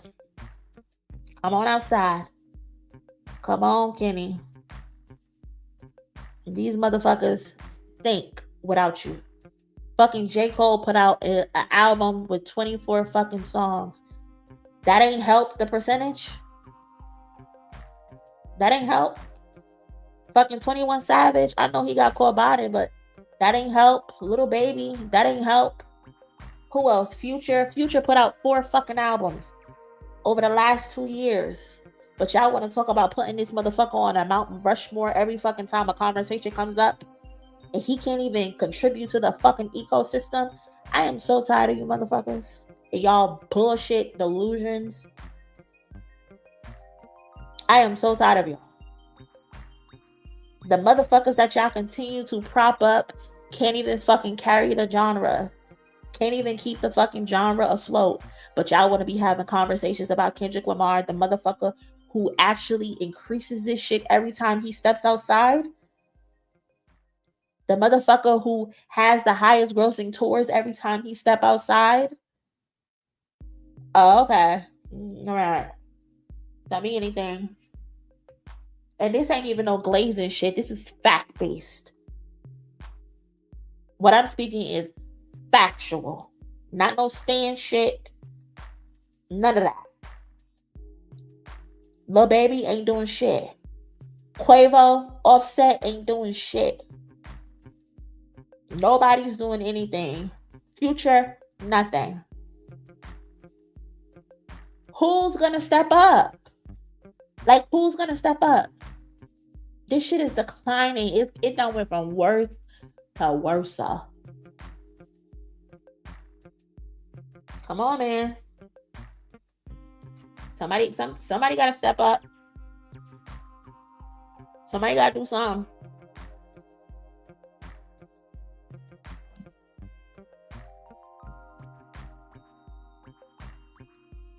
According to Luminance 2026 media report, the category has experienced the sharpest decline in equivalent market share on the Billboard 200 since 2023, falling from over 40% the first half of 2023 to roughly 30% at mid-year 2026 as pop, country, rock, and Latin continues to gain ground. They are trying to do away with the genre. They are trying to do away with the genre, and you motherfuckers that are supposed to be the head of the genre are not helping. Y'all are not helping. And academics, he is helping push these narratives because those people are paying him. None of these platforms are actually covering music. None of these platforms are actually breaking down music. None of these platforms are actually doing reviews of music. All they're doing is gossiping. They're just gossiping. These motherfuckers can't freestyle or nothing. I seen the other day, one of the, I guess he's a double XL freshman, and he's complaining that he has to freestyle. Huh? A rapper is complaining that he has to freestyle? What is happening? What is happening? To be a rapper, you have to be able to rap. To be a rapper, you have to be able to freestyle. And you're fucking complaining about freestyling on a platform where you know you have to show up to freestyle? I can understand if you were just randomly somewhere out in the middle of the street and a motherfucker walk up to you and say, give me a hot 16. Like, get the fuck out of my face, bitch. I'm not freestyling for you. But if you show up to a radio station, if you show up to a double XL freshman class and you think you're not supposed to freestyle, you're a fucking idiot. You're a fucking idiot. You have to know how to rap. You have to know how to freestyle. Like you motherfuckers don't even have extra freestyles in your back pocket just in case a motherfucker say let's battle. Like nobody has the hunger anymore. Nobody has the drive anymore. Nobody takes this shit serious. This shit is just a check for them. We were talking about Trim earlier, and she was saying how she was just looking for a way to express herself, and she said, if you want to be able to make some money, just rap. It's easy. This shit used to be sacred. This shit used to actually mean something. Motherfuckers used to take this shit serious. Motherfuckers used to be at the lunch table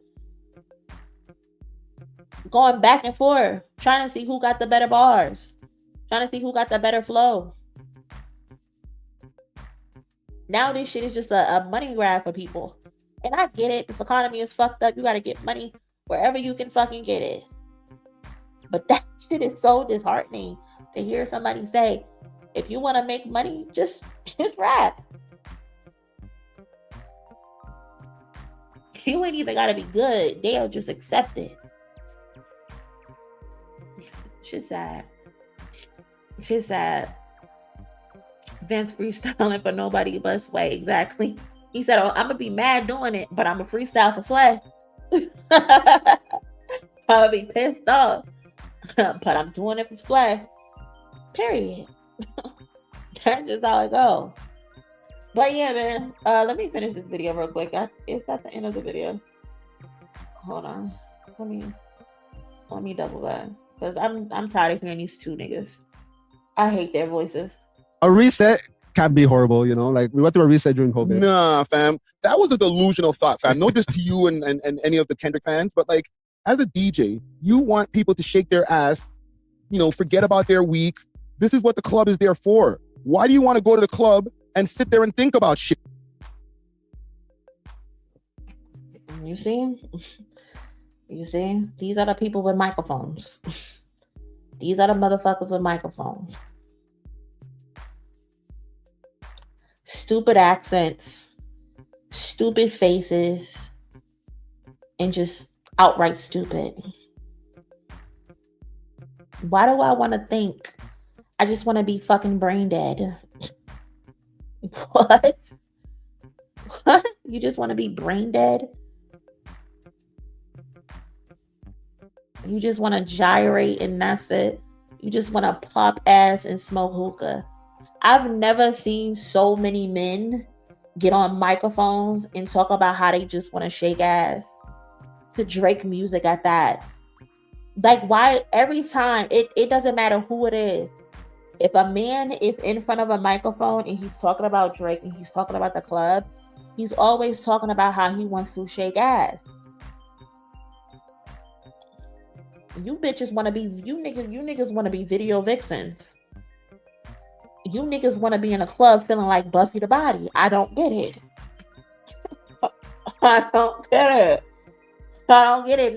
Not even the women are getting on the internet and saying they want to be in a club shaking ass to Drake.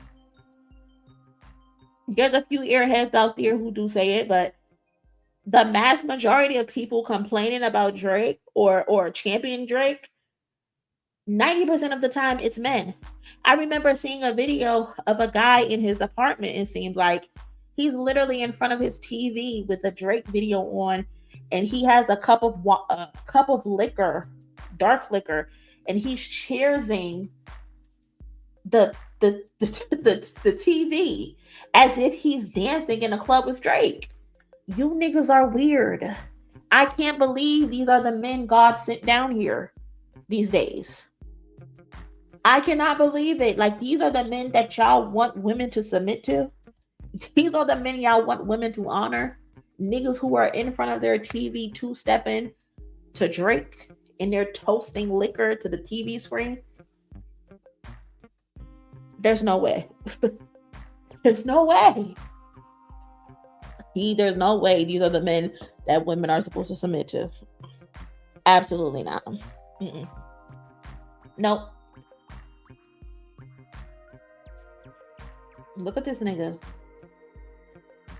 Look at this nigga. Could you imagine this nigga walking up to you in the club, why you trying to shake your ass? I would call the cops. I really would. I would call the cops.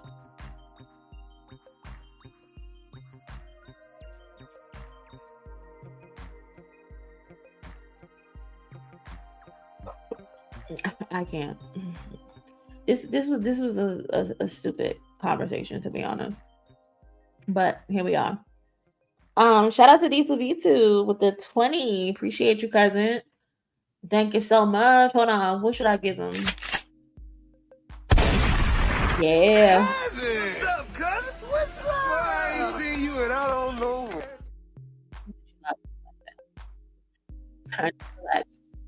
Pusha T has been telling folks for years these dudes would rather be more famous than rich. Monie, your mic is cutting in and out sometimes for the new microphone. Thank you. I don't know what's up with my microphone, but it has been cutting in and out lately. I don't know what the fuck is up with that. But thank you, D2B2. And Pusha T did tell us that. He definitely told us that these niggas is just stream kings. That they never fit a crowd in here. He told us that. What he said, another rapper who can't retire or some shit he said about Lil Wayne. She crazy. 2 Slim Jims and a solo cup sound like that can be made into a hook. Listen. Cousin. These niggas is not creative enough, D2B2. You're giving them too much. What's up, cousin? What's up? I ain't seen you and I don't know. They are not that creative to be able to do that. 8 more super chats, y'all. Shout out to D2B2. I appreciate that for helping me. Did we hit the goal? Thank you to those who helped hit the goal today. I appreciate that. Thank you so much. Thank you, Raphael. Thank you, Demi. Appreciate y'all. Shout out to TT as well. Thank you. Kaylani as well. I appreciate you. Thank you. And Raphael as well. Thank you. Appreciate everybody for supporting the stream. What's up? I ain't seen you and I don't know. I think we like two more likes away from 300 likes. So shout out to y'all as well. Thank you everybody who helped me hit today's goal. It really helps the channel out for real. Because YouTube be on some shit. I don't know what's up with YouTube lately. I actually think YouTube is getting sued right now by somebody because they've been on bullshit. They don't be platforming the smaller creators like they do the big wigs. So shout out to y'all. I appreciate that. What else do I have in my bookmarks? Because I think this is the last thing I had on my list. Here comes the boom. Here comes the boom. What else I got in my bookmarks? Hold on, let me see. I think that's everything that I had written down for today. We just finished at the 3 hour mark, excuse me.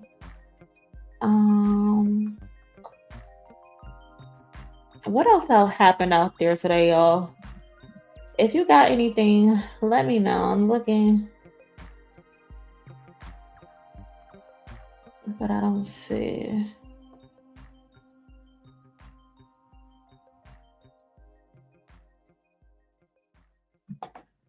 Hold on.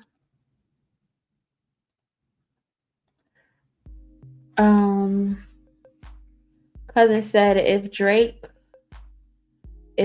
doesn't do stadiums for his next tour, is it embarrassing? If Drake doesn't do stadiums for his next tour, is it embarrassing? It's embarrassing from the aspect of the way his fans carry on, in my opinion.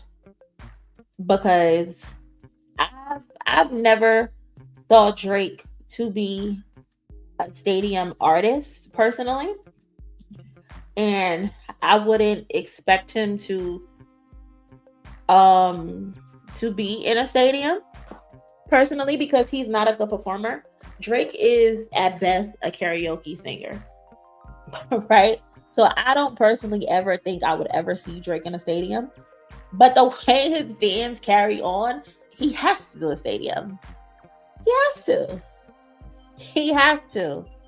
There's no way that you can continue to run around here like you Pop and pretend you the best thing since fucking Michael Jackson, and bitch, you're not Beyonce, because she's the next best thing since Michael Jackson. But for the way for him he carries on, he 100% has to do stadiums. He's attempted it, but he canceled. We spoke about that on the channel. We spoke about it on the channel when he canceled those two or three stadium dates that he had a couple years ago because the tickets didn't sell. But yes, Drake has to do a stadium. He has to. You want to one-up Kendrick Lamar and every fucking thing else, one-up him in this. Go ahead and put those streams on the line. You the most streamed artist in the world. You got the most monthly listeners, right? Go ahead and show us how bad you are. We would love to see it. But it would not shock me if he continues to revert to his arenas. It would not shock me at all. The same way with J. Cole.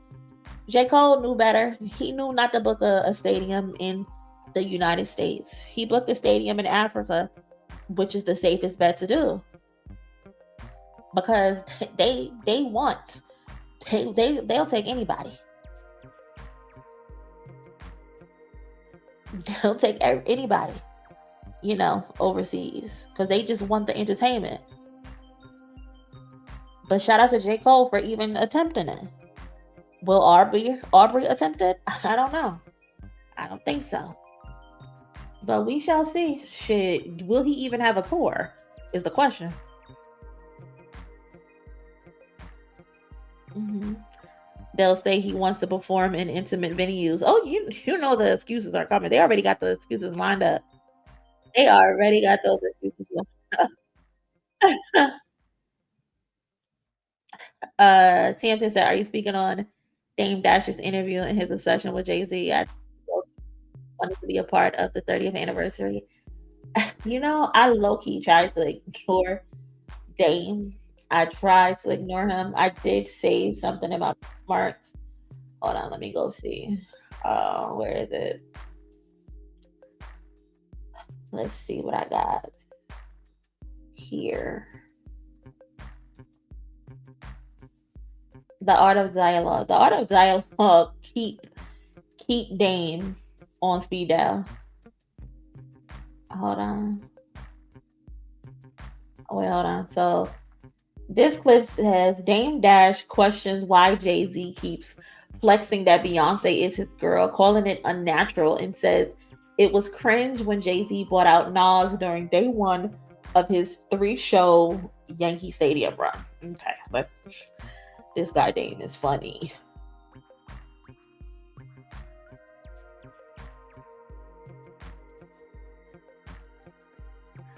Off the bat, Dame, Nas and Jay-Z haven't beefed in 2 decades, right? When did Nas and Jay-Z beef? I can't remember the years. Oh wait, hold on. Let me try it again. Hold on.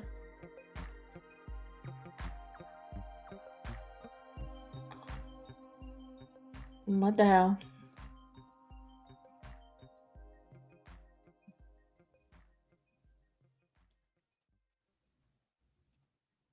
Let me go back. Let me know if y'all can hear this. How you feel about him breaking out Nas? That was a dope moment, right? I mean, it was a little cringe. I'm used to them beefing, I don't like to see when wrestlers be friends. I never wanted to see Nas rap over a J beat. I never wanted to see Jay, doing background for Nas. It just felt awkward. It'd be like Paul seeing Godzilla and King Kong on the stage giving each other five and shit, nigga. I want to see rap beef. It's not real, but I just like the art of rap. You know what I mean? So like, I think it's cool when people could battle, give each other pounds and keep battling. But all this by y'all, I'm not all about all that. I don't like niggas like that. You know what I mean?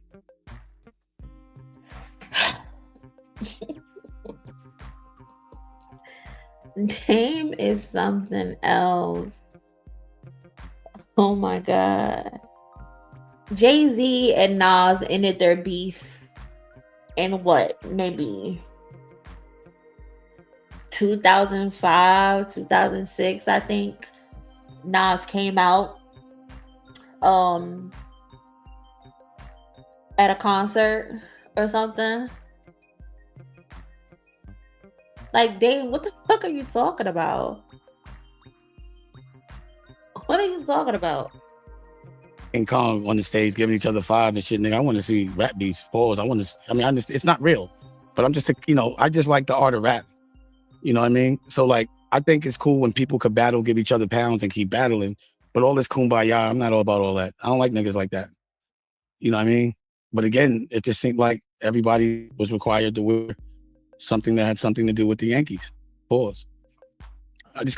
This is not true because Nas showed up in Mets gear. This is not true at all. The Clips didn't show up in any Yankees gear. Pharrell didn't show up in any Yankees gear. Beyonce wore a Yankee shirt on night 3. Night 1, she didn't have any Yankees gear on. What the fuck are you talking about? Teyana didn't have any Yankees gear on. Rihanna didn't have any Yankees gear on. Eminem didn't have any Yankees gear on. What the fuck is he talking about? Something to do with the Yankees. Pause. Why is that a pause? Why is that a pause? I want to see another Yankee hat for a while now. There's too many Yankee hats. Now you're mad because people were wearing a Yankee hat, Dame. This is him he's nitpicking. Played it out one day. Boom. When 100 niggas wear the same hat, I'm not wearing it. I can tell you that right now. Right or wrong. Do you want to wear the same hat that everybody's wearing? Exactly. So it was like, all right, too much Yankee, man. Pause. Now it's a pause. It made me so, it was like, why so? And then also it's like, it just seemed very obvious that the hair really fucked with him because he had, a scripted Beyonce in his hair twice. First of all, my girl doesn't ever cut my hair. You got to get a shape up. Damn. You can't even keep a fucking relationship, Dame. What do you know? What do you know about an actual relationship? What is wrong? There is something wrong with Dame, bro. I'm not getting no haircut in the bleachers with no mirrors. Like, who does that? So why is it that you keep flexing this girl? Like, we know that's your girl. God damn. Now he's jealous that he's flexing beyond. Dame Dash, you dated Aaliyah for 5 months, and you won't fucking shut up about Aaliyah, and she's dead. So now you're upset that Jay-Z is flaunting that Beyonce's his wife. If Beyonce was my wife, bitch, I would let it be known every fucking 10 minutes. What are you talking about? What are you saying? We know she's your girl. That's been what it's been the whole time. It's okay, you with Beyonce. I bet. She cut your hair, she touches you and all that. It doesn't look real. Pause. It just looks cringe because it's so unnatural. It would have been better in a barbershop, but we don't even go to the barbershop. We always have a barber come to us. So why the fuck would he go to a barbershop then? You know what I mean?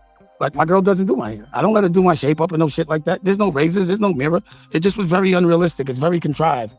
It's just, I wouldn't have done that. Like, it just, Rockefeller, I'm not saying that people aren't supposed to evolve, but when you watch, like, Batman now, you still want to see Batman with the good uniform and the good car, and you still want Batman Chris. You're comparing him to a fictional fucking character, but then you're saying that you want him to do fictional shit or that he's doing fictional things, and then you compare him to a fictional character. Which one is it, Dane? This is so miserable. You're in a fucking empty warehouse with a vehicle behind you, and you're talking about what Jay-Z should and shouldn't be doing? crispy. Rockefeller was Batman. We were that man. We don't want to see old man, trash can. You know what I mean? Yeah, but we want to see you sitting in a fucking empty warehouse talking about Jay-Z. That's what we want to see. We want to see crispy. So every version and every time you see Rockefeller, I don't never really want to see the old version of Batman. Do you want to see the old version of Superman? Pause. Do you want to see? I don't want to see them niggas old. But you are old. It's okay to get old. It's okay to grow, Dame. You're not the same nigga that you used to be. You're not the same nigga that used to be running around with no t-shirt on dancing behind Jay-Z. You want to still live the old life that you used to live, but that's not your life anymore. Niggas grow up and mature. Niggas grow up and become married men. People grow up and become fathers, and they're happy to be fathers. They're happy to be husbands. They're happy to show the love that he has for his wife and his children. How is that a negative? How is that a negative? But you think what you're doing right now in a fucking empty warehouse that probably fucking stank, this is a better life to live? Your daughter is literally on the internet talking about because you didn't pay your half of the rent, she got evicted. That's the lifestyle that Jay-Z should be living? Huh? Your daughter just told the internet that she got evicted because you couldn't pay your half of the rent. Why the fuck is your daughter splitting rent with you? Why is your daughter splitting rent? Dame Dash, can you explain that? You're insane, Dame. You are insane. Yes, y'all, I'm not bullshit. Hold on, let me find a video. Hold on. Because you know I don't bullshit. I don't bullshit at all. Hold on, let me find a video. I kid you not. She said this nigga didn't pay half of his rent. So she got an eviction notice.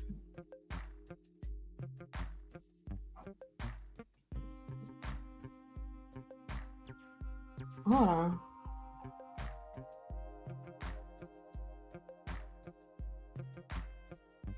Which one is this one? Yeah, here it is. Let me speed this up a little. So much negativity being spread about myself and my family. When you search my name, the first thing that pops up is Ava Dash evicted. I don't need my friends also adding to that. The reality is I had an apartment. I shared it with my dad, split the rent. I was on time paying my rent. My dad, not so much. I don't need to release a statement and say, hey guys, I wasn't the one that made us get this eviction notice, but the friend that has said something untrue about me and come for my character, this one I have to address. This what you doing for your daughter. Your daughter got an eviction notice because you as her father are splitting the fucking rent with her. But you want to be on the internet talking about why is Beyonce cutting your hair? That's not what I do with what my woman. Who gives a fuck what you do with your woman when you can't even help your daughter pay the fucking rent, nigga? You are pathetic. You show up and you sit in this warehouse because Art of Dialogue is paying your bills. Jay-Z is keeping the lights on for you. You gotta stop it, Damon. You have to stop it, bro. I know we all fall on hard times, especially these days. But bro, this is ridiculous. This is pathetic. This is really pathetic. I cannot deal. I think there's another video where he said something about Blue Ivy. You know what? I don't even care. I don't even care to play it. I'm not gonna play that because he told me some. Hold on, let me see. Dame Dash Blue Ivy.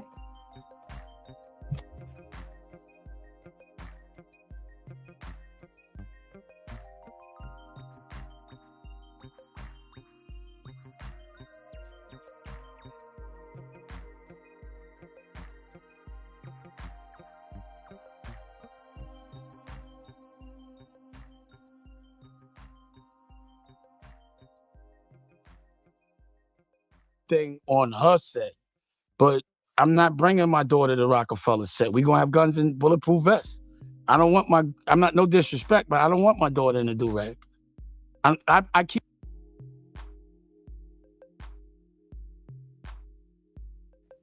You don't want your daughter in a do-rag, but you'll get her an eviction notice? I don't understand. I kept my daughter out the hood for a reason. You know what I'm saying? I didn't want her to deal with the trauma that comes with it. None of my daughters. That's why I quit Rockefeller. Because there were too many things that could... Dame, you did not quit Rockefeller. You got the boot. You did not quit Rockefeller, nigga. They kicked you out. That comes with it. None of my daughters. That's why I quit Rockefeller. Because there were too many things that could traumatize my daughter. I kept my daughters out of the music business completely to the extent that I left because I didn't want.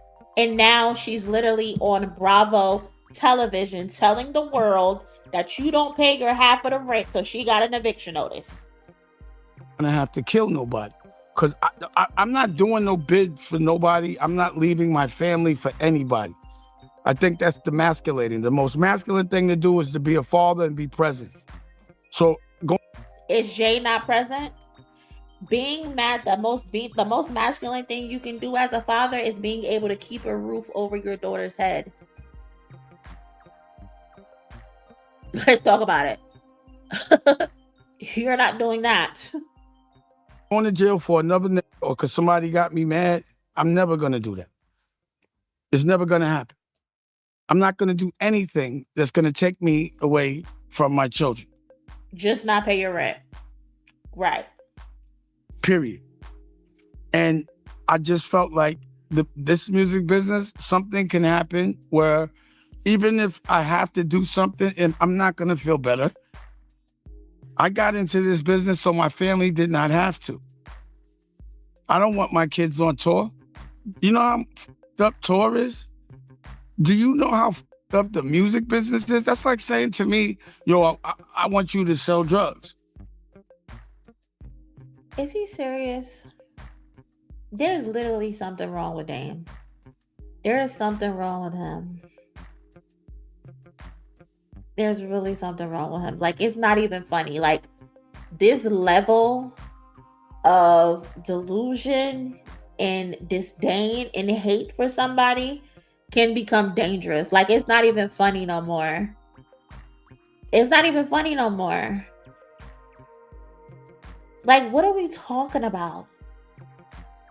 Blue Ivy wasn't dressed like she's from the hood. Nigga, she was paying homage to her fucking father. That's what she was doing. She was dressed like her father. Literally wore the outfit that her father wore because she was paying homage to him. That's what you do when you love your father. That's what you do when you represent your father. Your daughter can't do that for you because if she did, she would have to put on an eviction notice because that's what you represent for her. An eviction notice.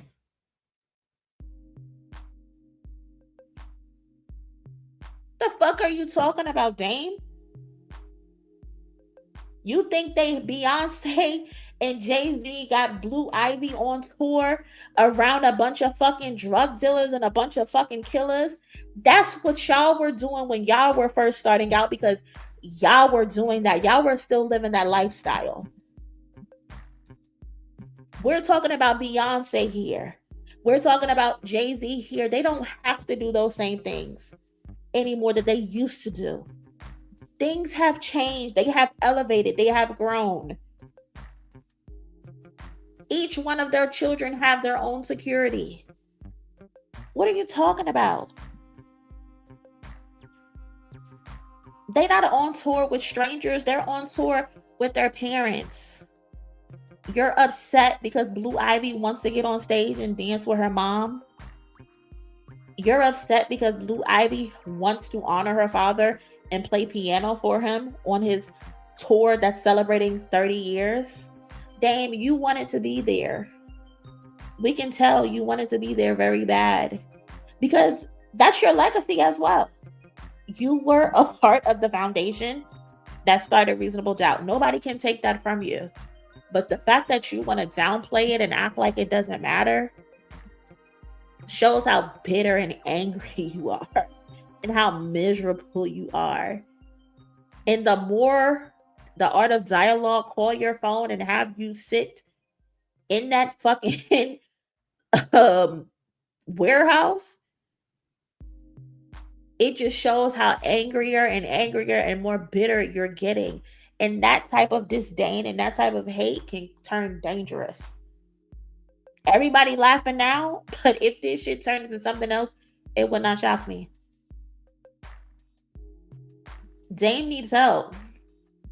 Dame needs serious help.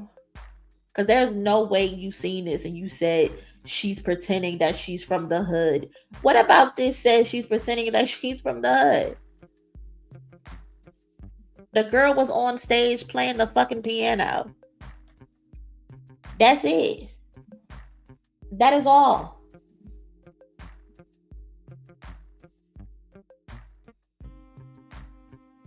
Dame, you gotta let it go, Dame. You gotta let it go, Dame. This isn't good for you. It's just making you more angry. I couldn't imagine the only time the art of dialogue want to talk to me is about every time Jay-Z do some shit. That's the only time they call you, damn. Shit is sad. Shit is unfortunate. It really is. But hey, it is what it is. Alcohol fried that man brain. A lot of shit fried that man brain. Jay-Z and Beyonce seem to be excellent parents. Blue Ivy is a beautiful young lady. Like, not to compare, but could you imagine if Blue Ivy was outside doing the shit that Northwest is doing? Could you imagine the internet if Blue Ivy was outside doing the shit that Northwest be doing? Yeah. And again, I'm not comparing these two young ladies. They're children at the end of the day. But the responses would be very different.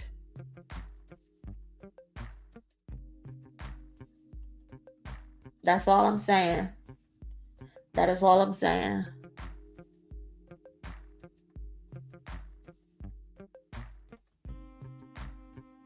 I pray for it too. People need to be parents and stop trying to just be, friends with their children. Speaking of, he was liking a post about this Jay-Z show too. He's so odd. Yeah, I saw that he liked I think the project designer. He liked the set design and stuff like that. They were all tuned in. All the people who allegedly hate Jay-Z, they were all tuned in, just like fans like we were. The difference is we weren't hating. We were here having a fucking ball. We were here having a good fucking time. While other niggas is silently tuned in, liking shit. I seen Funk Flex talk about what Flex said. He said, oh, if this was the other blogs aren't reporting on what Kanye West got going on in Antigua or somewhere like that.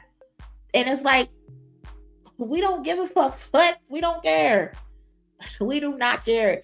Y'all keep telling us how big everybody else is. They do the same thing to Kendrick. Y'all keep telling us how big this person is over Jay-Z. Y'all keep telling us how big this person is over Kendrick. But every time a Jay-Z steps outside, every time a Kendrick steps outside, all of the attention is on them, and them other niggas are forgotten because they don't move the needle the way that y'all claim they do.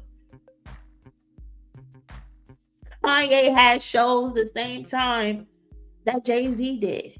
But all we saw on our timeline is Jay-Z. J. Cole had a concert too.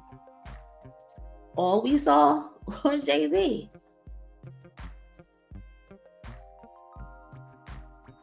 Correction. What did I say? Antigua? I just be saying shit. It was Albania. Shout out to Ev.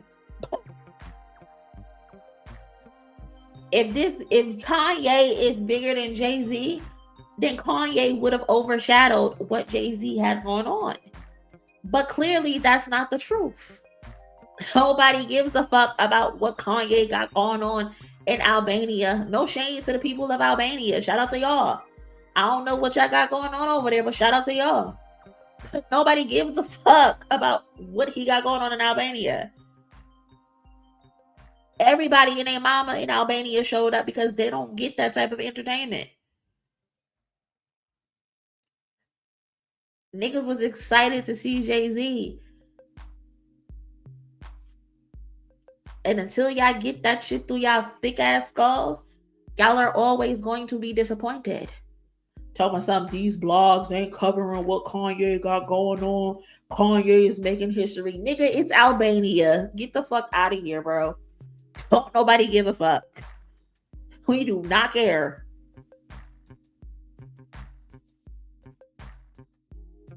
Like, why would we care? And plus, Flex, you could have covered it. You could have covered it, Flex. You don't need everybody else to cover it. You use your platform to cover it.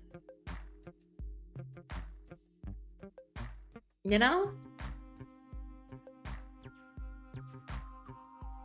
You could have covered it.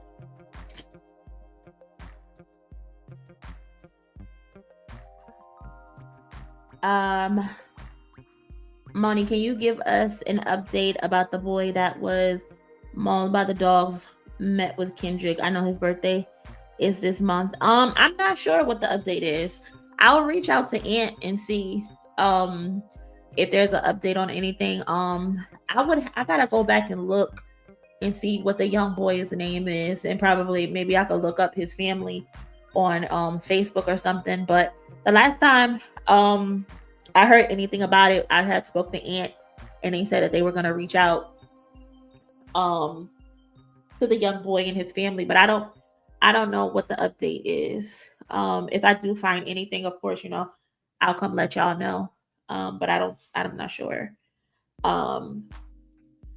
I think his birthday is the very end of the month. I thought about him recently too. You know, let me see. Hold on.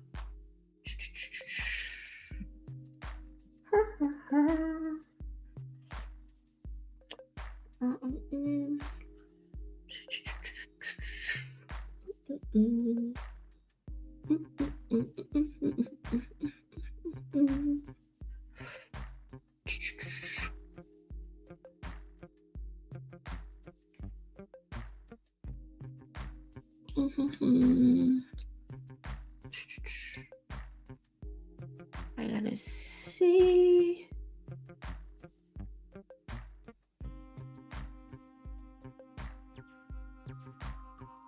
Let me look it up.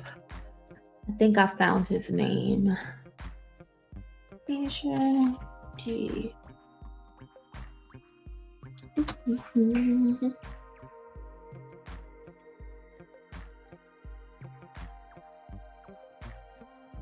Okay.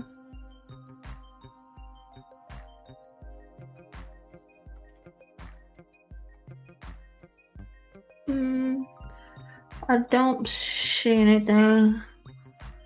I know he almost hit his goal.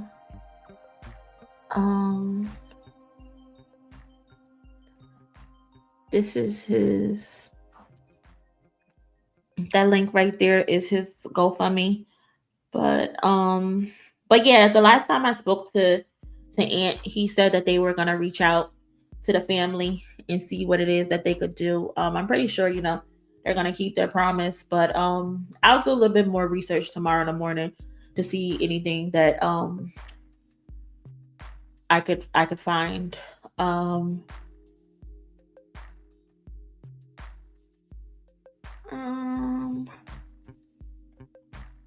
don't know. It doesn't tell me when his birthday is. I know his birthday is in July.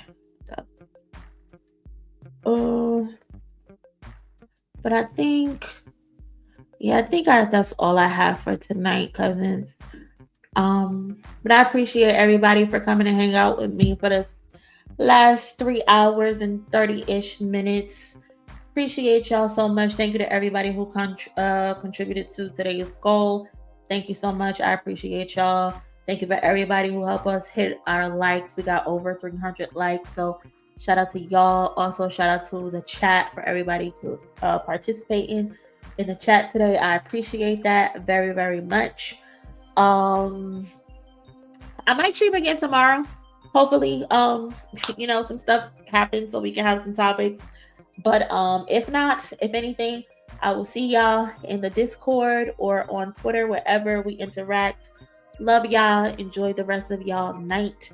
Y'all be safe, and I'll holla at y'all later.